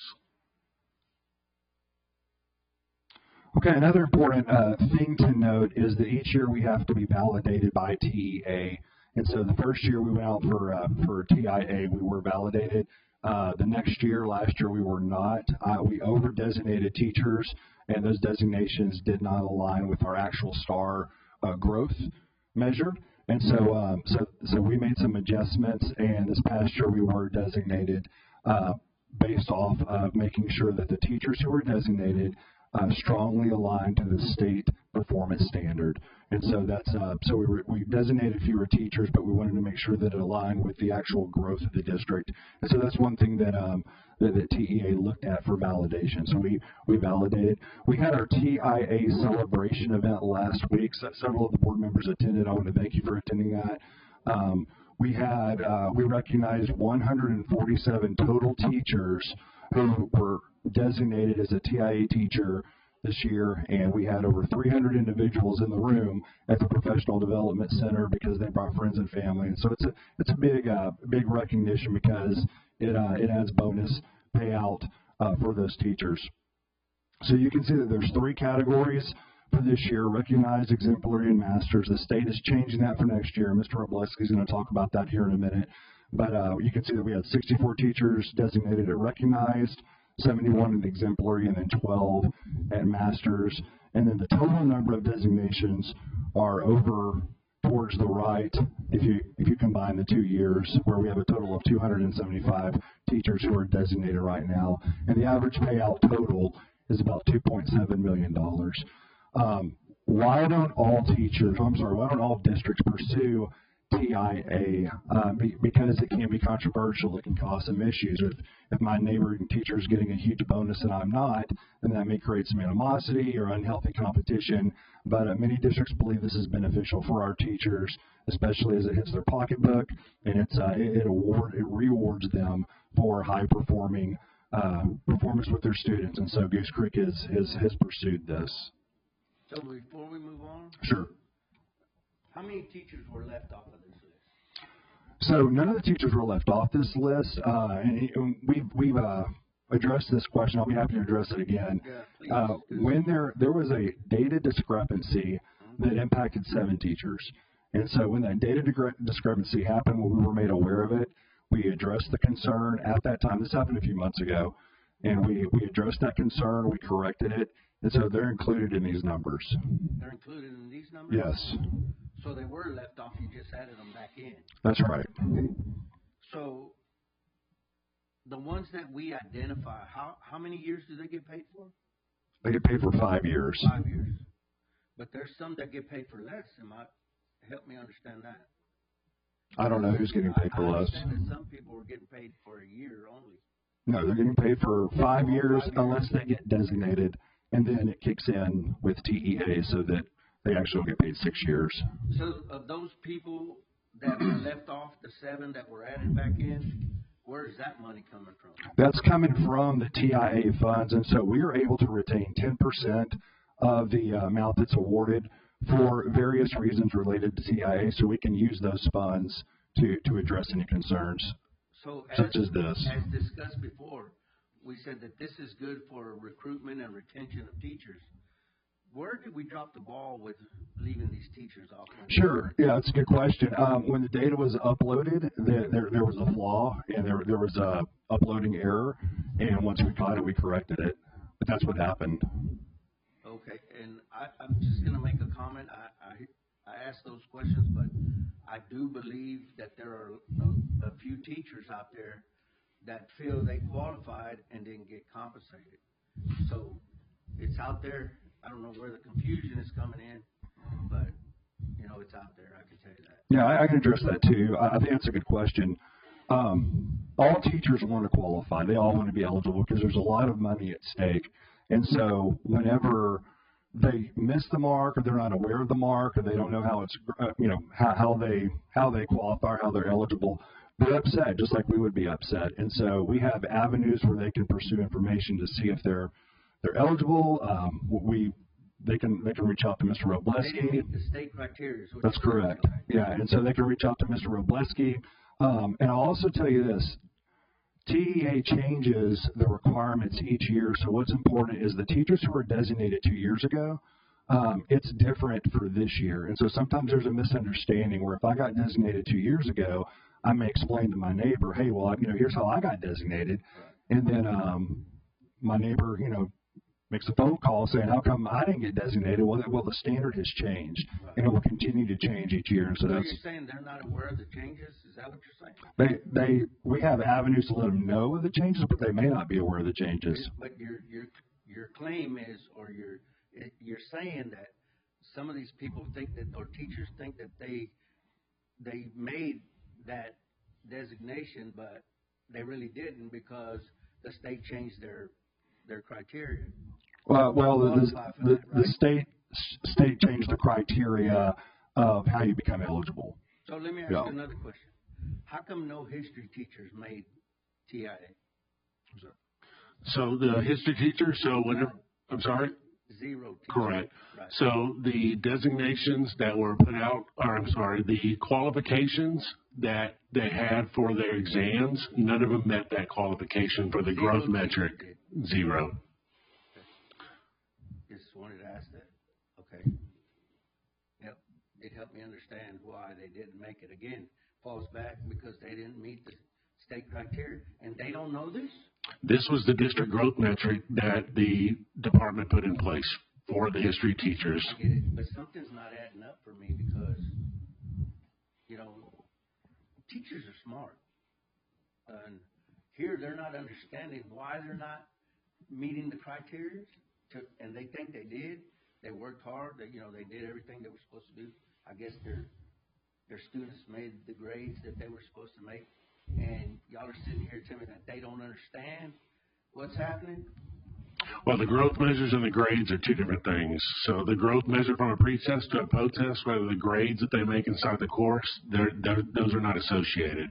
I've spoken with those departments that have reached out, and we've worked on the growth measure, and those growth measures are changing for this year, and they're aware of these growth measures. The teachers are? Yes, sir. Okay, it seems like to me, again, there's a big disconnect right there between the teachers and that's something that we're working on fixing. I've worked in we're going to talk about it here in a second, but through our leadership committee, we've put together a portal for our district, so all teachers have access to that. We're going to run that through the ILC so that the ILCs can work with all of the campuses in May, and then we can push that out because we want to make sure we work through any bugs, because as you know, when something's hard to use, then people kind of give up on it. So we're going to get each one of our campus leaders to work with their campuses so they can work their bugs. We can have transparency, and then and a lot of teachers have already found this portal, and there's a piece on there to where they can ask myself any questions, because I'm the team that they ask, and reach out to me so that way we have that transparency. I got one more question. So this is addressed to Dr. Bowler. So you went to a school and you congratulated a teacher there for making TIA, and then you had to go back and tell her no, she didn't qualify. So That's not correct. Okay. Okay. Yep. Explain it to me. Help me Sure. understand. Yeah. We'd already had those conversations, and so, like I said, we caught the error several months ago when we had visited with those teachers at that time. Did you go congratulate her though? Yeah. Okay. We went district wide. We went and congratulated teachers, and so we did meet with teachers to clarify for the ones that you're referring to, and and we've corrected the concern. They were happy with the correction, and several of them were there at the TIA celebration last week. I'm not in the understanding that they're happy. I can tell you that. And you're telling me. See, I'm hearing things here, but I'm hearing from the staff that that's not the case. So I'd be glad to have a name, so I can reach out to someone. I'd be glad to reach out to someone if you have a name that just to make sure if there's still a concern. Yeah. Oh, well. But can I ask a clarifying question? So the teachers who were, what's the word you say? What's it called? Oh my gosh. They call it designated. Thank you. Eligible. The teachers who were designated or eligible, they, like through TA, they're getting 5 years of this pay. That's correct. The teachers who were, there was the error in the upload, the district is paying that 5 years of eligibility unless they eventually qualify through TEA, like any other process. through the TIA process. Okay, so if that's the case, if I was one of those teachers that was missed in the upload, the district is paying me for this year. But let's say next year I meet the eligibility and get the TIA money, I'm actually getting it for 6 years instead of the 5 years. That's correct. Or if the district pays me for 2 years and then on that third year I meet it, since things are changing, then I'm getting 7 years worth of pay instead of just the 5 years. So there is an upside to that, yes. Okay. So, Dr. Bollinger, if somebody is a recognized or designated recognized the following year, they're designated master, then there can be an adjustment, correct? That's correct. Okay. So my recommendation is that we receive some input from some of the teachers, because Mr. Renteria brings up a good point. Obviously, there is a disconnect. Trustees are in the position where they receive information from the community and from staff. So somewhere there is a disconnect. So my recommendation is that we poll some of the teachers and see what we can do. Is there a better way for us to communicate the information just when it's time to share the designation process sometime for next year as we begin the school year? Sure, and in the presentation, we haven't gotten to the slides yet. We're going to talk about communication and then some adjustments we're making just to make sure that we're overly communicating. So speaking of which,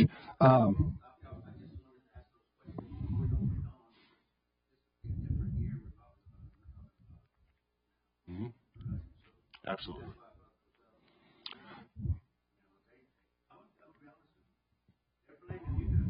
They're blaming you guys right here. Of course, but they're not saying it's the state. They're just pointing the fingers at you guys. and I'll say again, when we met with them, they were very happy. If they are not, I'd like to get a name so we can meet with them and reach out just to make sure that the problem you're referring to is a current problem, not a problem from a month ago. Okay. So speaking of communication, we have a giant con each year. We provide professional development district-wide, and we do sessions at the elementary level and the secondary level where teachers can sign up to come and hear a session on how they can become eligible for TIA for that year. And so it's well attended. We do several sessions each year. In addition to that, principals can sign up for a TIA presentation where Mr. Robleski will go to their campus and give a presentation to the entire faculty on how you become eligible, similar to what we presented to you tonight. Also, there's a virtual option where principals can sign up to hear a presentation virtually and then turn that around and present it to their staff if they're getting additional questions on TIA. And then also on our portal, we have a TIA app where teachers can go, educators can go, and it provides all the information on their subject, how they can become eligible, what the criteria is, and then if they have questions, there's a way to ask those questions so that we can answer those. And so that's currently what we have in place. All right, with House Bill 2, some things are changing. So designations, teacher observations, and the state performance measures. So now TEA has introduced 5 designations, 4 of which you see here. So they've introduced the acknowledged designation, and what that does is that changes the performance minimums. So earlier, for last year's capture data, the performance minimums we spoke about were 55% for growth and 3.7 for T-test observations. Now moving forward for this capture year, and what they call that's where we collect data, for this year, the acknowledged designation has dropped those minimums to 50% for growth and 3.5 for T-tests, which ultimately we're going to be able to designate more teachers. That's what it's going to actually allow, correct? Now, the 5th designation is the National Board Certified designation. So the prior years, when you were to receive the National Board Certification certificate, you would just be designated as recognized, and you would just fall into that category.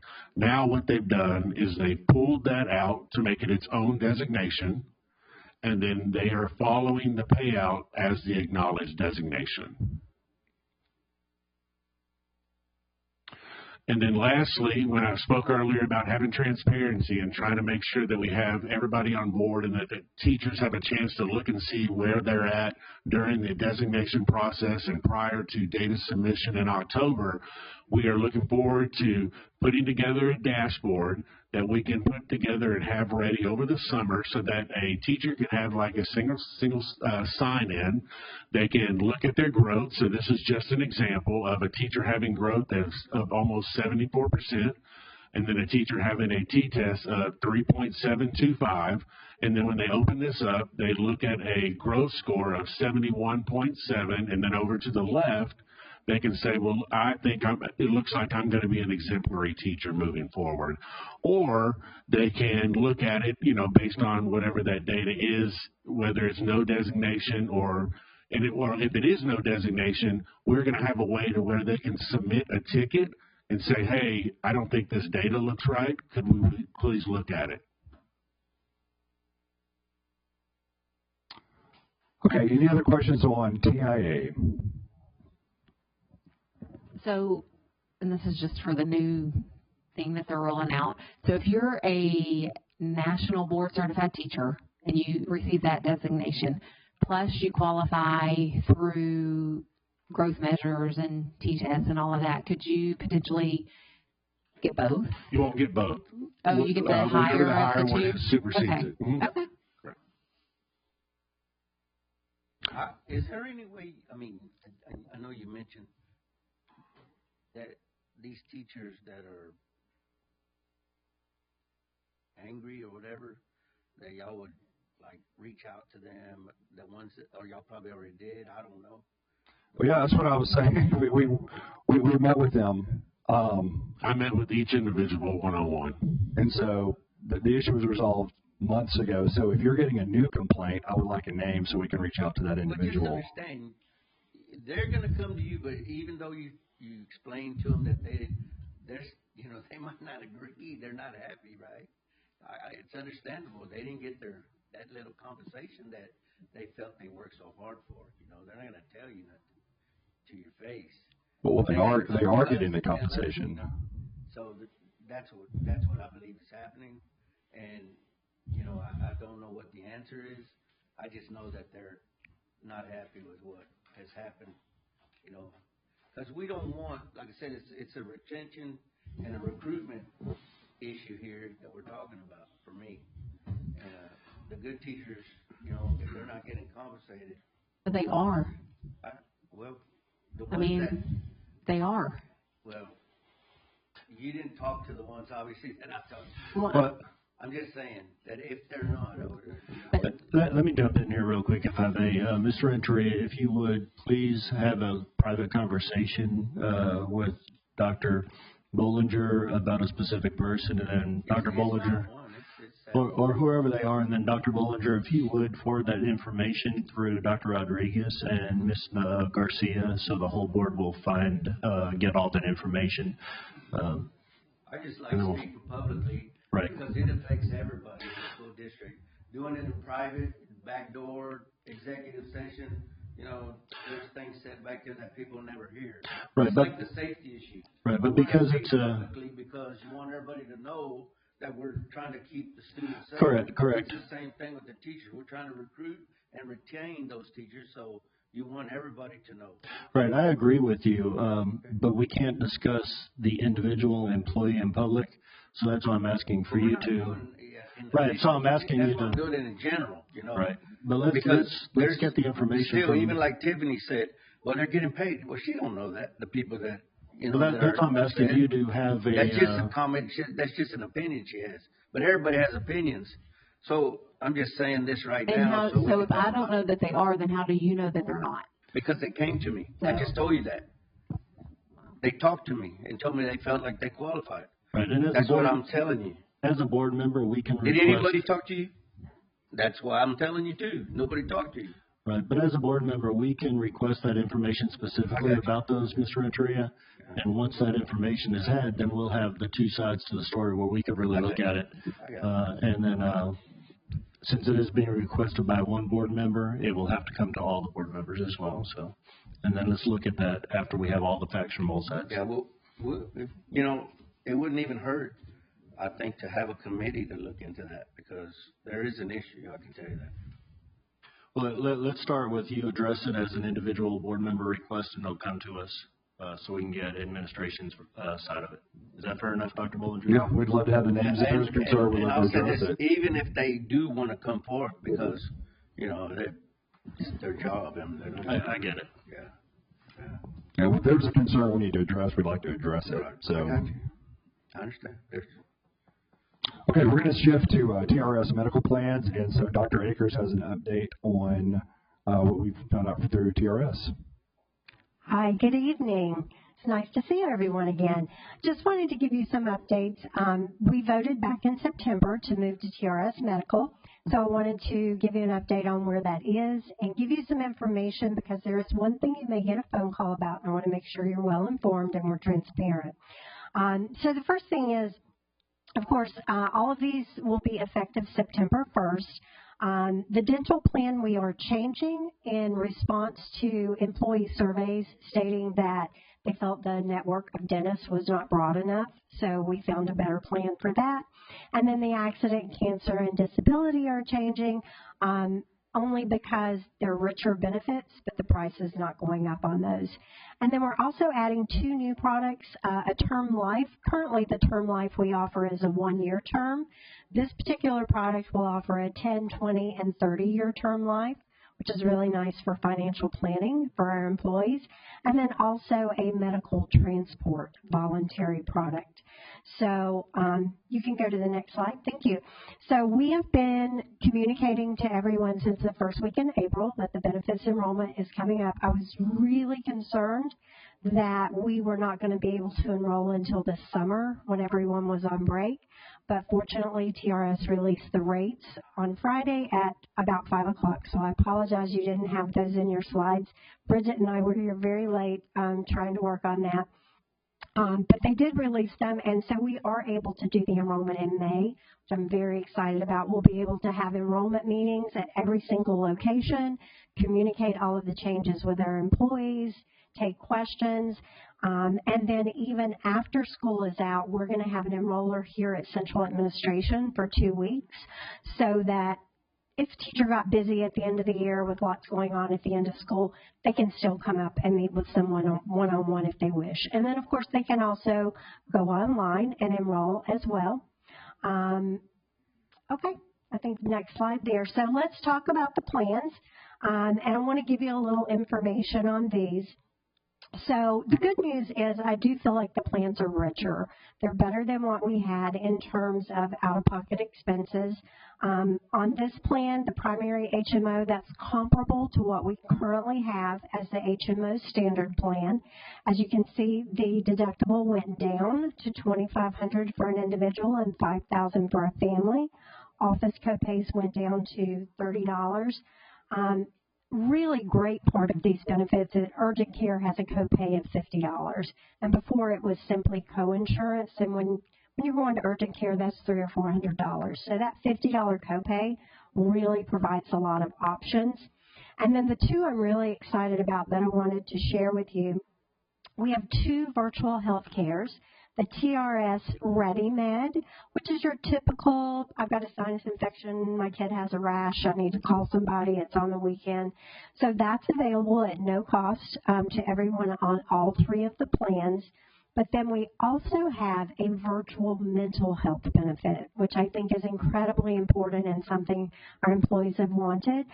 So that's through the virtual health of Teladoc. And the copay on that is $12 per session. So again, that provides me access to mental health care 24/7 from home. Of course, we also continue to have our employee assistance program, which provides 6 free counseling sessions. But this is just an additional benefit for our employees. I will say with the rates that across the board in Region 4, rates went up about 12%. As we've talked about before, industry analysts state that the rates for health insurance are going to continue to go up 10% in perpetuity. And one of the reasons that I wanted to share with you that the rates went up in Region 4 a little more, so they ranged across the state from 7% to a high of 15% in Arlington. They had the highest rate increase. You'll notice where it says all covered services, and that's on this plan only, 30%/40% coinsurance. I want to be very transparent. This is where you'll get a phone call, and I want to tell you why that is. Essentially, TRS and Blue Cross Blue Shield went to all of the providers and said, hey, we have 700,000 lives across the state. Can we negotiate some good rates in an effort to keep premiums down? Every single player came to the table except Methodist. Methodist refused to even come to the table because they do consider themselves an institution of innovation. And I know they're our backyard provider. That's okay. They're still in network. Our employees can still go to Methodist. They can still choose Methodist providers.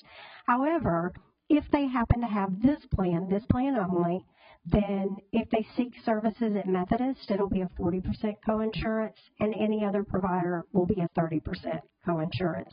Now, on the other plans, it's not a two-tier system. This is something that TRS is doing as a plan of innovation in Region 4, but really the entire effort is to try to keep premium costs down because Methodist is billing about 30% higher than everyone else anyway.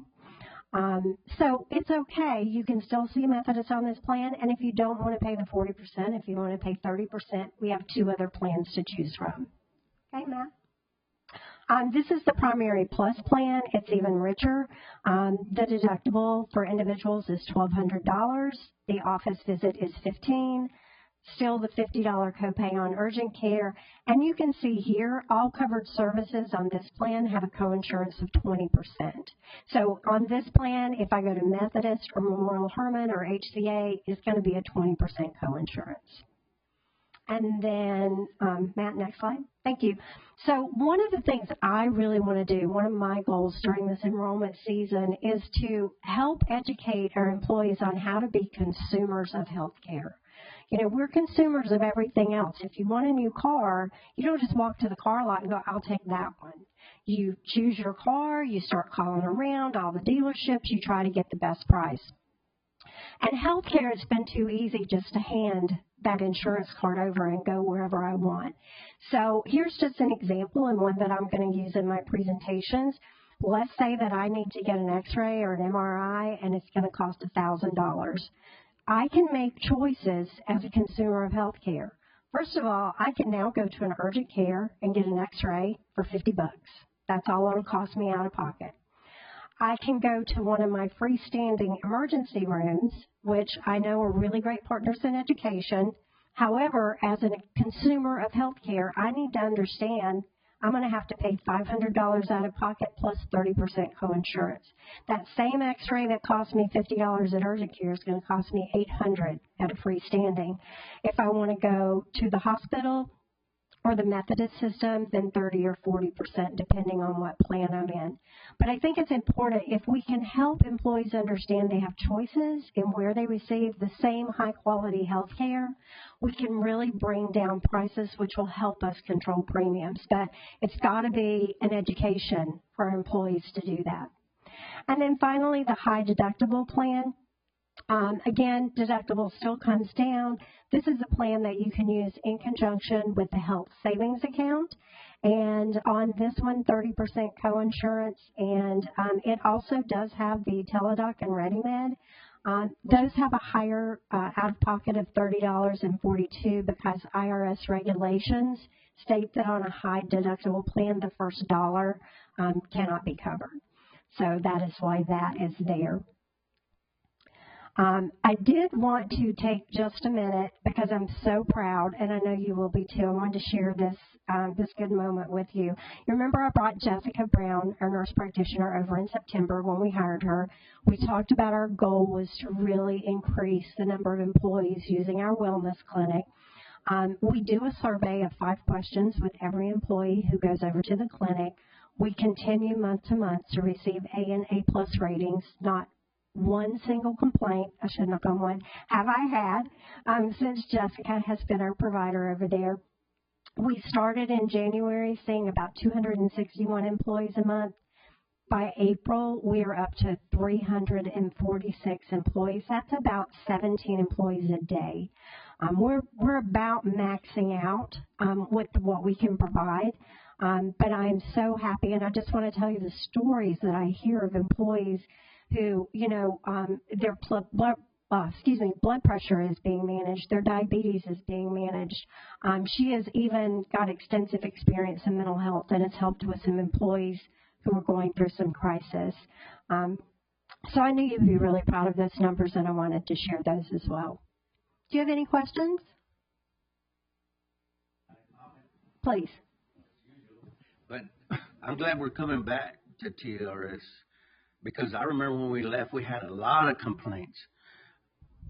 I would say, I don't know why we left TRS in the first place, but I do know. Me either. But I kind of do, yeah. But anyway, I'm glad we're coming back. It looks like it's a lot better and advantageous for all the. It is, and here's the best part. I didn't even say the very best part, and Bridget will talk about this next, but really, by next year, our medical plan should be stabilized. We should not have to subsidize anymore. So think about where we were 2 years ago, where we were a year ago, and where we are now. So, yeah, we're very proud of the work that we've done. I remember when we changed. Absolutely. And again, as always, I thank you so much for your support. You have just been so supportive through the whole process. We appreciate it. Would you please send us this updated PowerPoint, because we don't have all those data pieces. Yeah. Right. Yes, absolutely. I'll share that with Noemi first thing. I can't believe you didn't send it Saturday morning. We were still working. Bridget and I were still working this morning. I believe it.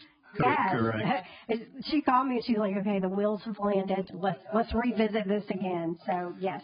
Correct. That's good news for GCCISD. Yes.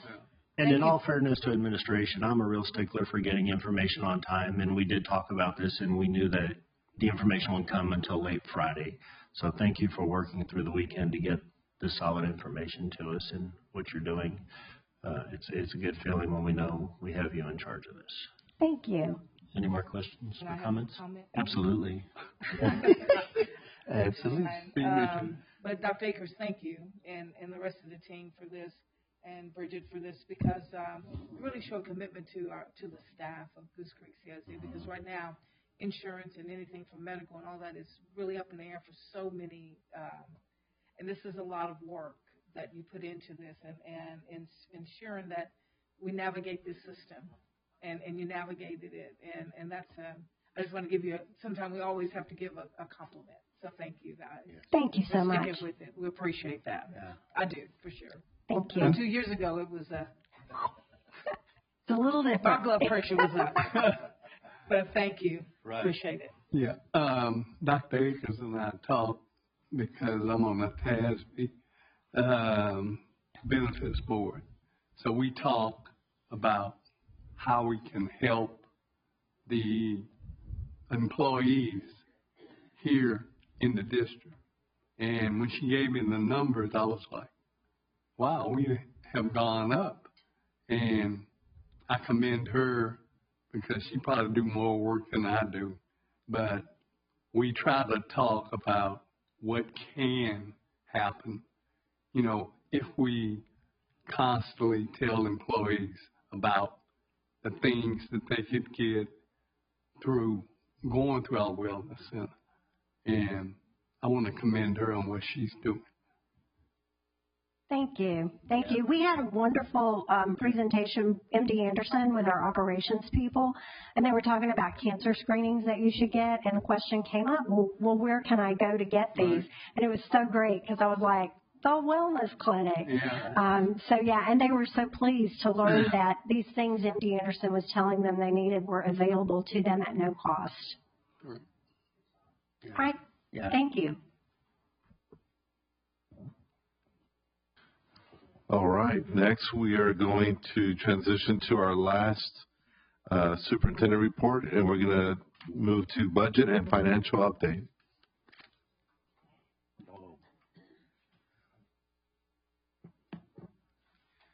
The purse.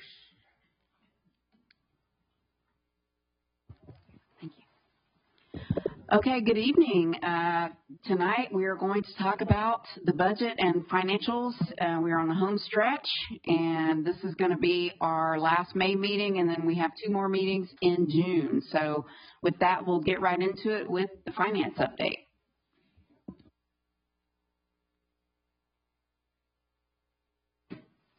Good evening, President Campisi, Board of Trustees, Superintendent Rodriguez, and guests. Tonight I'm going to go over the financials as of March 31st, 2026. All of our major funds are strong and in a stable position across the board. We're on track to end the year in a positive position. From a capital perspective, the district continues to make strategic planned investments. So looking at our general fund, like I said, it remains strong. Revenues are at 97% of budget, with the local revenues outperforming at 105% due to an increase in our tax collection, our local collections.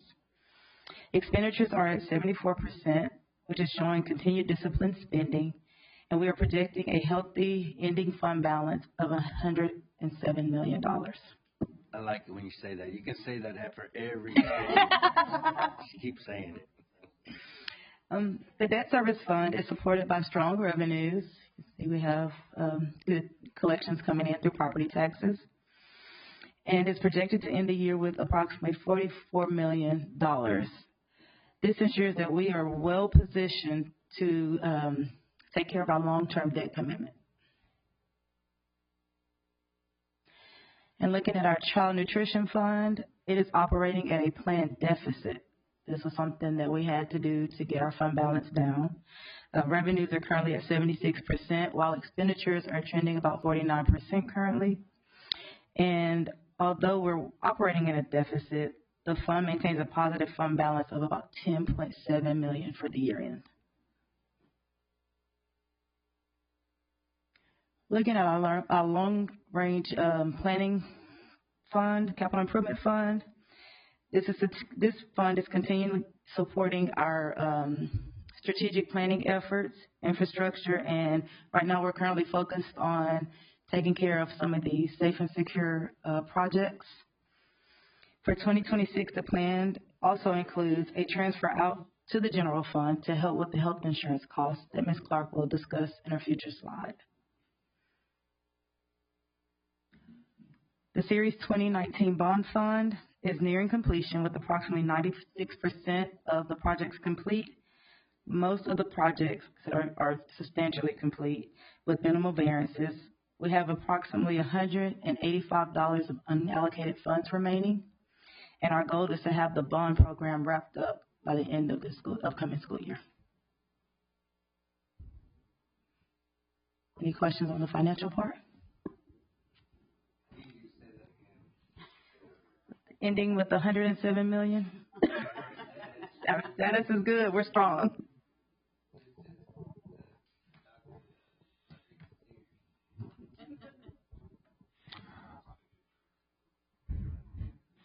Okay, for the compensation portion, these are slides you've seen previously, but just to refresh your memory, we are compared to 21 other school districts, and so whenever we look at offering compensation for our employees, we do go through TASB so that they can give recommendations as far as how other districts compare to Goose Creek.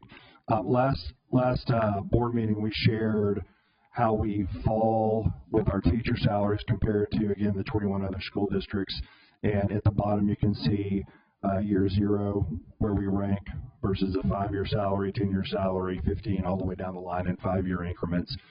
And so what we showed this chart just as an illustration to show over the last 3 years, we made a concerted effort to really make sure that we increase compensation, especially with our veteran teachers. And so in 23-24, we were a little bit below the median in each category in 5-year increments, and then in 24-25 we got closer to the median, except for our 0-year salary. And then this past year, you can see that we're above the median, especially with our 10, 15, 20-year teachers. And so that's making progress. We're moving in the right direction as far as how we compensate. We also shared that a 2% increase, including equity adjustments that have been added for several groups due to the teacher retention allotment that came out of the last legislation. It created a compressed issue with payroll and with pay, and so there's equity adjustments that help spread out different positions along the way. And so as a total, it's about $5.4 million to offer a 2% raise that includes all the recommended equity adjustments. Okay, with that, we'll get into the budget. But first, we'll talk about taxable values. We received, Thursday evening, we received the preliminary taxable values. We are showing a slight decrease, which makes sense because the housing market is cooling, real estate is calming down from the huge gains that we've experienced in the last few years since COVID. So we are showing a slight decrease, about $255 million. Again, this is preliminary values. We won't have certified values until July 25th for Chambers County, and then HCAD usually doesn't get theirs in until the end of August. But right now, just a slight decrease, subject to change. In July. In July, yes, sir. Tax rates, we're not expecting a tax rate change at this time. We're looking at the 0.7475 for M&O, maintenance and operations, and then the INS tax rate, interest and sinking, that's the 0.325, which is the same rate that we have currently, and $1.725. So that is looking stable. And then on the debt service proposed budget, we are showing approximately, my glasses, my eyes are getting bad. Goodness gracious. We are showing is it 66? 69.8, I'm sorry. I need to start wearing my readers again, darn it. 69.8, but you can see our debt service is very robust. We're totally in the black and in the flush on that particular budget, as well as the child nutrition budget. You can see here we have a plan, we have the planned expenditures. Those are not expenditures that will continue in the operations after we have to spend down the fund balance. We're purchasing additional items to support child nutrition, and so those items will not continue to hit once we get to the optimum 3 months fund balance of operating expenditures. So we're making progress on that. And then the big one is general fund budget projections here. Everything is pretty much the same that we've discussed the last few meetings. I will, however, direct your attention to line items 17, 18, and 19. Line 17 in particular, you can see TRS Care came in at the highest penalty increase. They gave us a range of 10% penalty up to 40% penalty to re-enter a year earlier, right? And so when we got the news on Friday afternoon, it was the full 40%. And so after I put my hair out from being on fire for a minute, I said, well, how are we going to fix this? And so we went back to our capital improvement projects, and we had to postpone a couple of projects that we had planned to be able to cover that expense of $6.3 million to reenter TRS a year earlier. I will also tell you that had we not reentered TRS, it would have cost us $10 to $12 million to remain in the plan that we had. And so obviously this was the correct choice for multiple reasons, financial and service-wise. So we still have a balanced budget, thankfully, after a lot of hard work by a lot of people, and we're real proud of that. So looking good right now. Next steps are going to be this evening, we're going to ask you to consider and approve the 2% compensation plan for 26-27. And then, as I mentioned earlier, we have scheduled the June 15th budget adoption, but since we've presented everything to you as of this evening, you wouldn't receive anything new. It is conceivable that we could adopt the entire budget on June 1st and do it a little bit early if you all would like to do that. Otherwise, we can adopt on June 15th as we normally would. And that's Is there just any reason we would not want to do that? no. There's no reason to stop us from doing that since you've received all the information. If you're satisfied, we can move forward with that couple of weeks early. I'm seeing a lot of heads nod yes. Yes. And you've got time to post it and all that. Yes, sir. Yep. We have a lot of space in between this meeting and the June 1st meeting, and so we have plenty of time. Yeah. Oh, yeah. Something, definitely.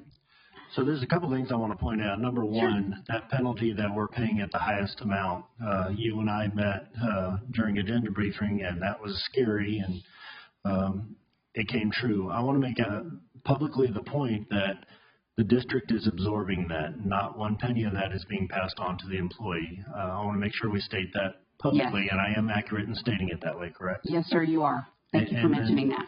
And then also,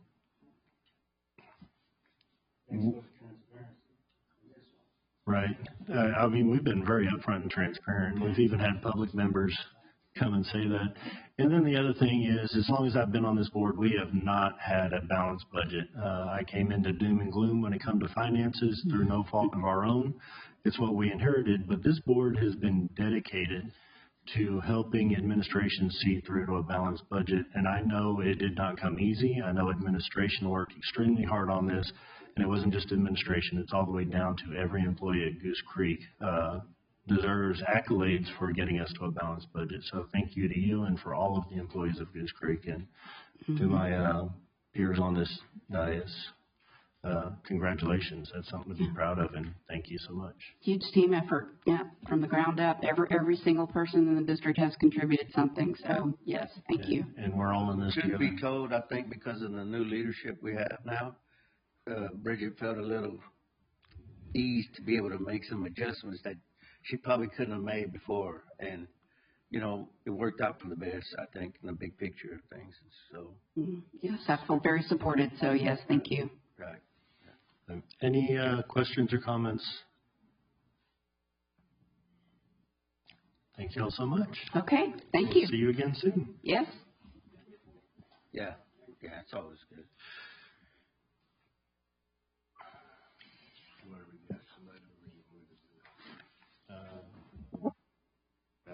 I'll introduce it.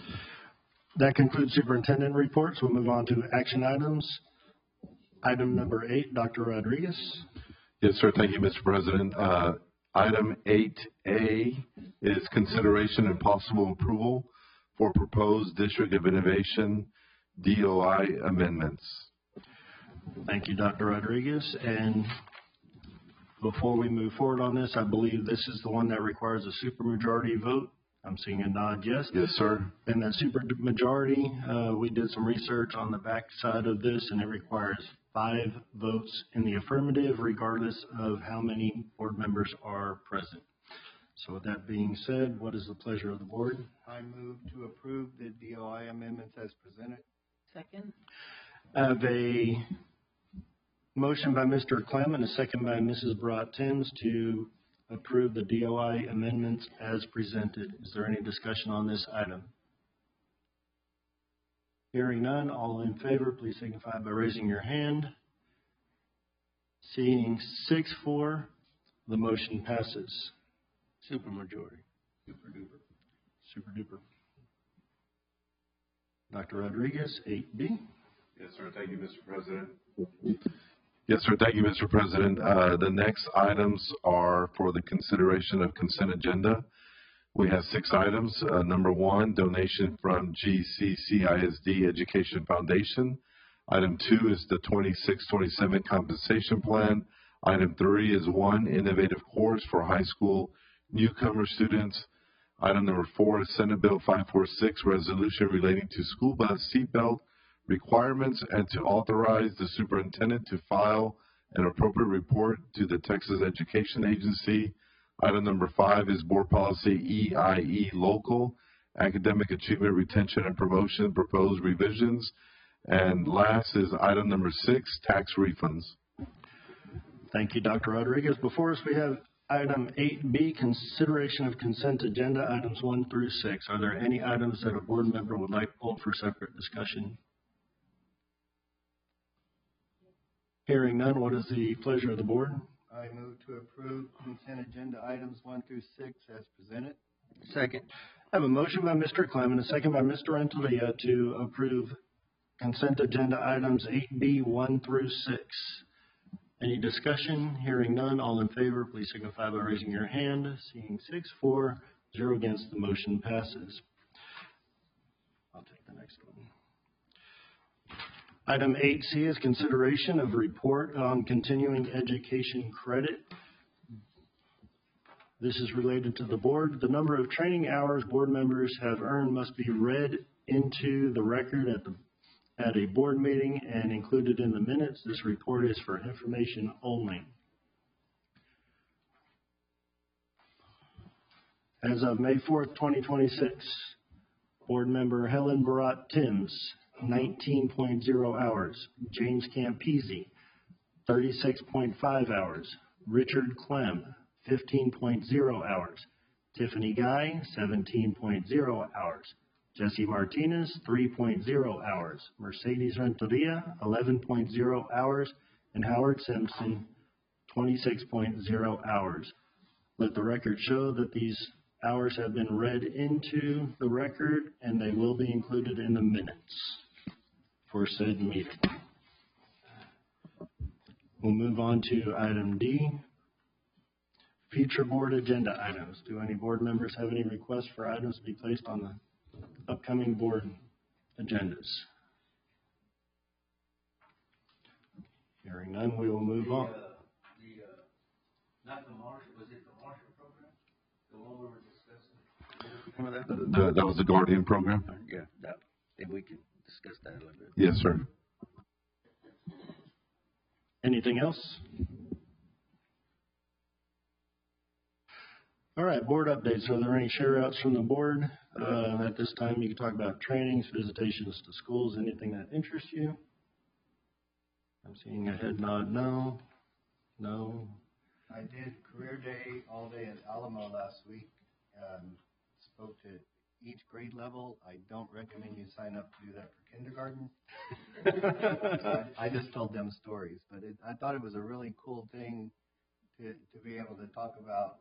First, they wanted to know what being retired meant, and how. The first question: how do you get to be retired? That's it. So I answered that first, and talked about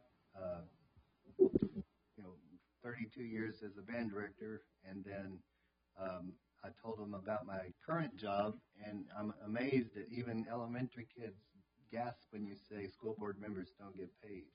Well, then why do you do it? So, and I would say, because I love you, and they'd all go, ah. But that was quite fun, and if you ever get an invitation to do that, I just don't do kindergarten. They're evil. Let the evil word be stricken from the record. They're born that way. Mr. Sampson?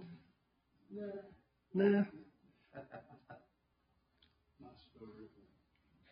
Ms. Bratton, turn on your microphone, please, so we can all Pleasure of speaking to and at the group of future teachers at Ross's Sterling High School. And Mr. Clem, they were kind of brutal too when I told them that we as board members don't get paid. So, but and kind of sympathetic for about a second. Yeah. But was really, really interested. But they did their homework. They did a whole they Googled me, LinkedIn, whatever it was. They made sure they knew everything about me and knew more than I knew about myself, probably.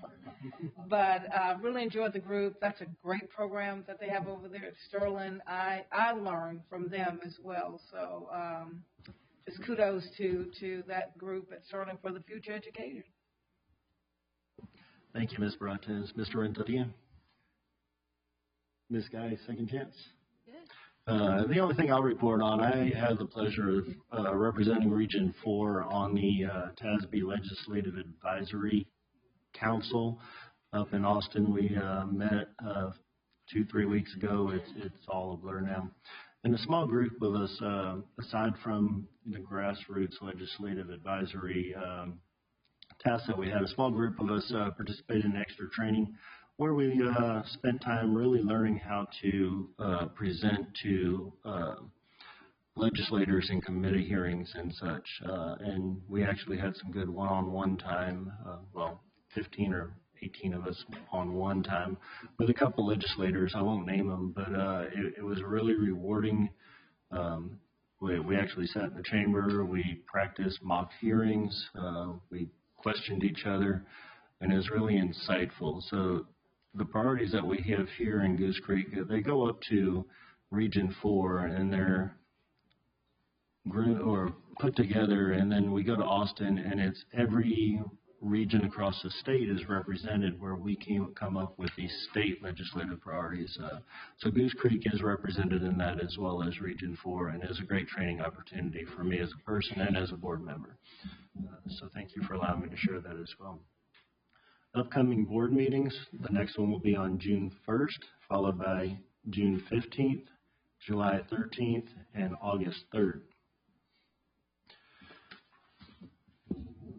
All right, at this time. Hold on, I'm good on June 1st, on the 15th.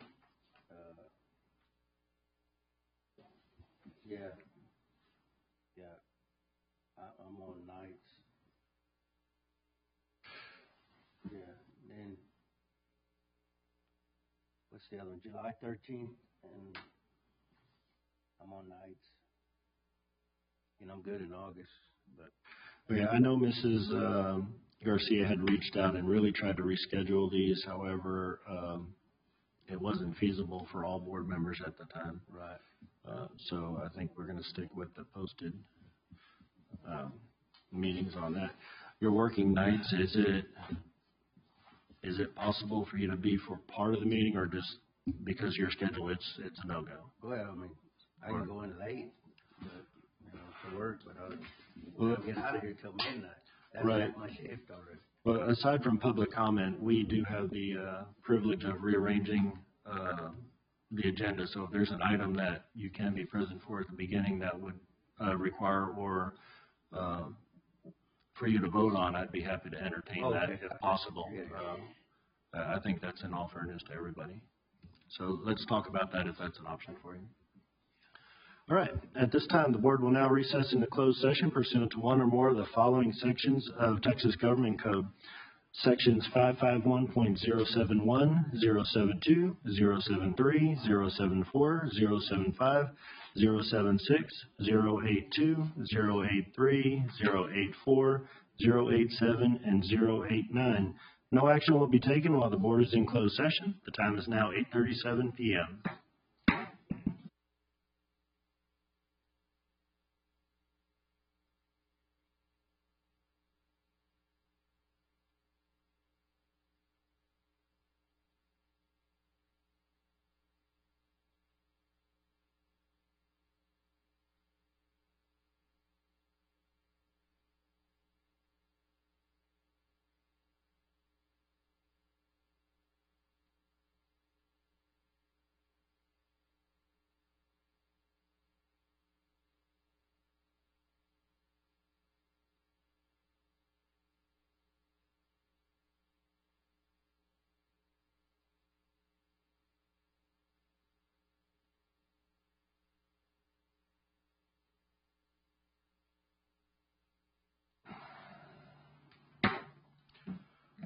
The board will now reconvene in open session. The time is 9:40 p.m. No action was taken while the board was in closed session. Resuming the agenda, we are on 8G, consideration of personnel. Dr. Rodriguez? Yes, thank you, Mr. President. Administration is recommending for item G1A that the board approve all professional new hires. As presented, what's the pleasure of the board? Move to approve. I have a motion by Mrs. Bratins and a second by Mr. Renteria to approve the new hires as presented. Any discussion? All in favor, please signify by raising your hand. Seeing 6 for and 0 against, motion passes.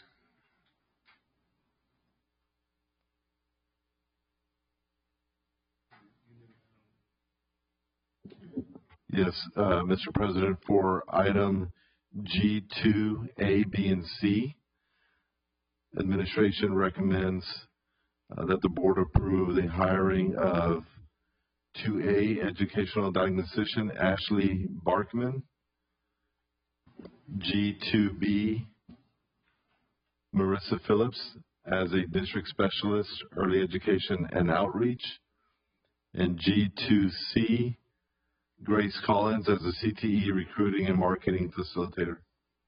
Thank you, Dr. Rodriguez. What is the pleasure of the board for G2, A, B, and C? So move. I'll second. I have a motion by Mr. Renteria, a second by Mrs. Guy. Any discussion?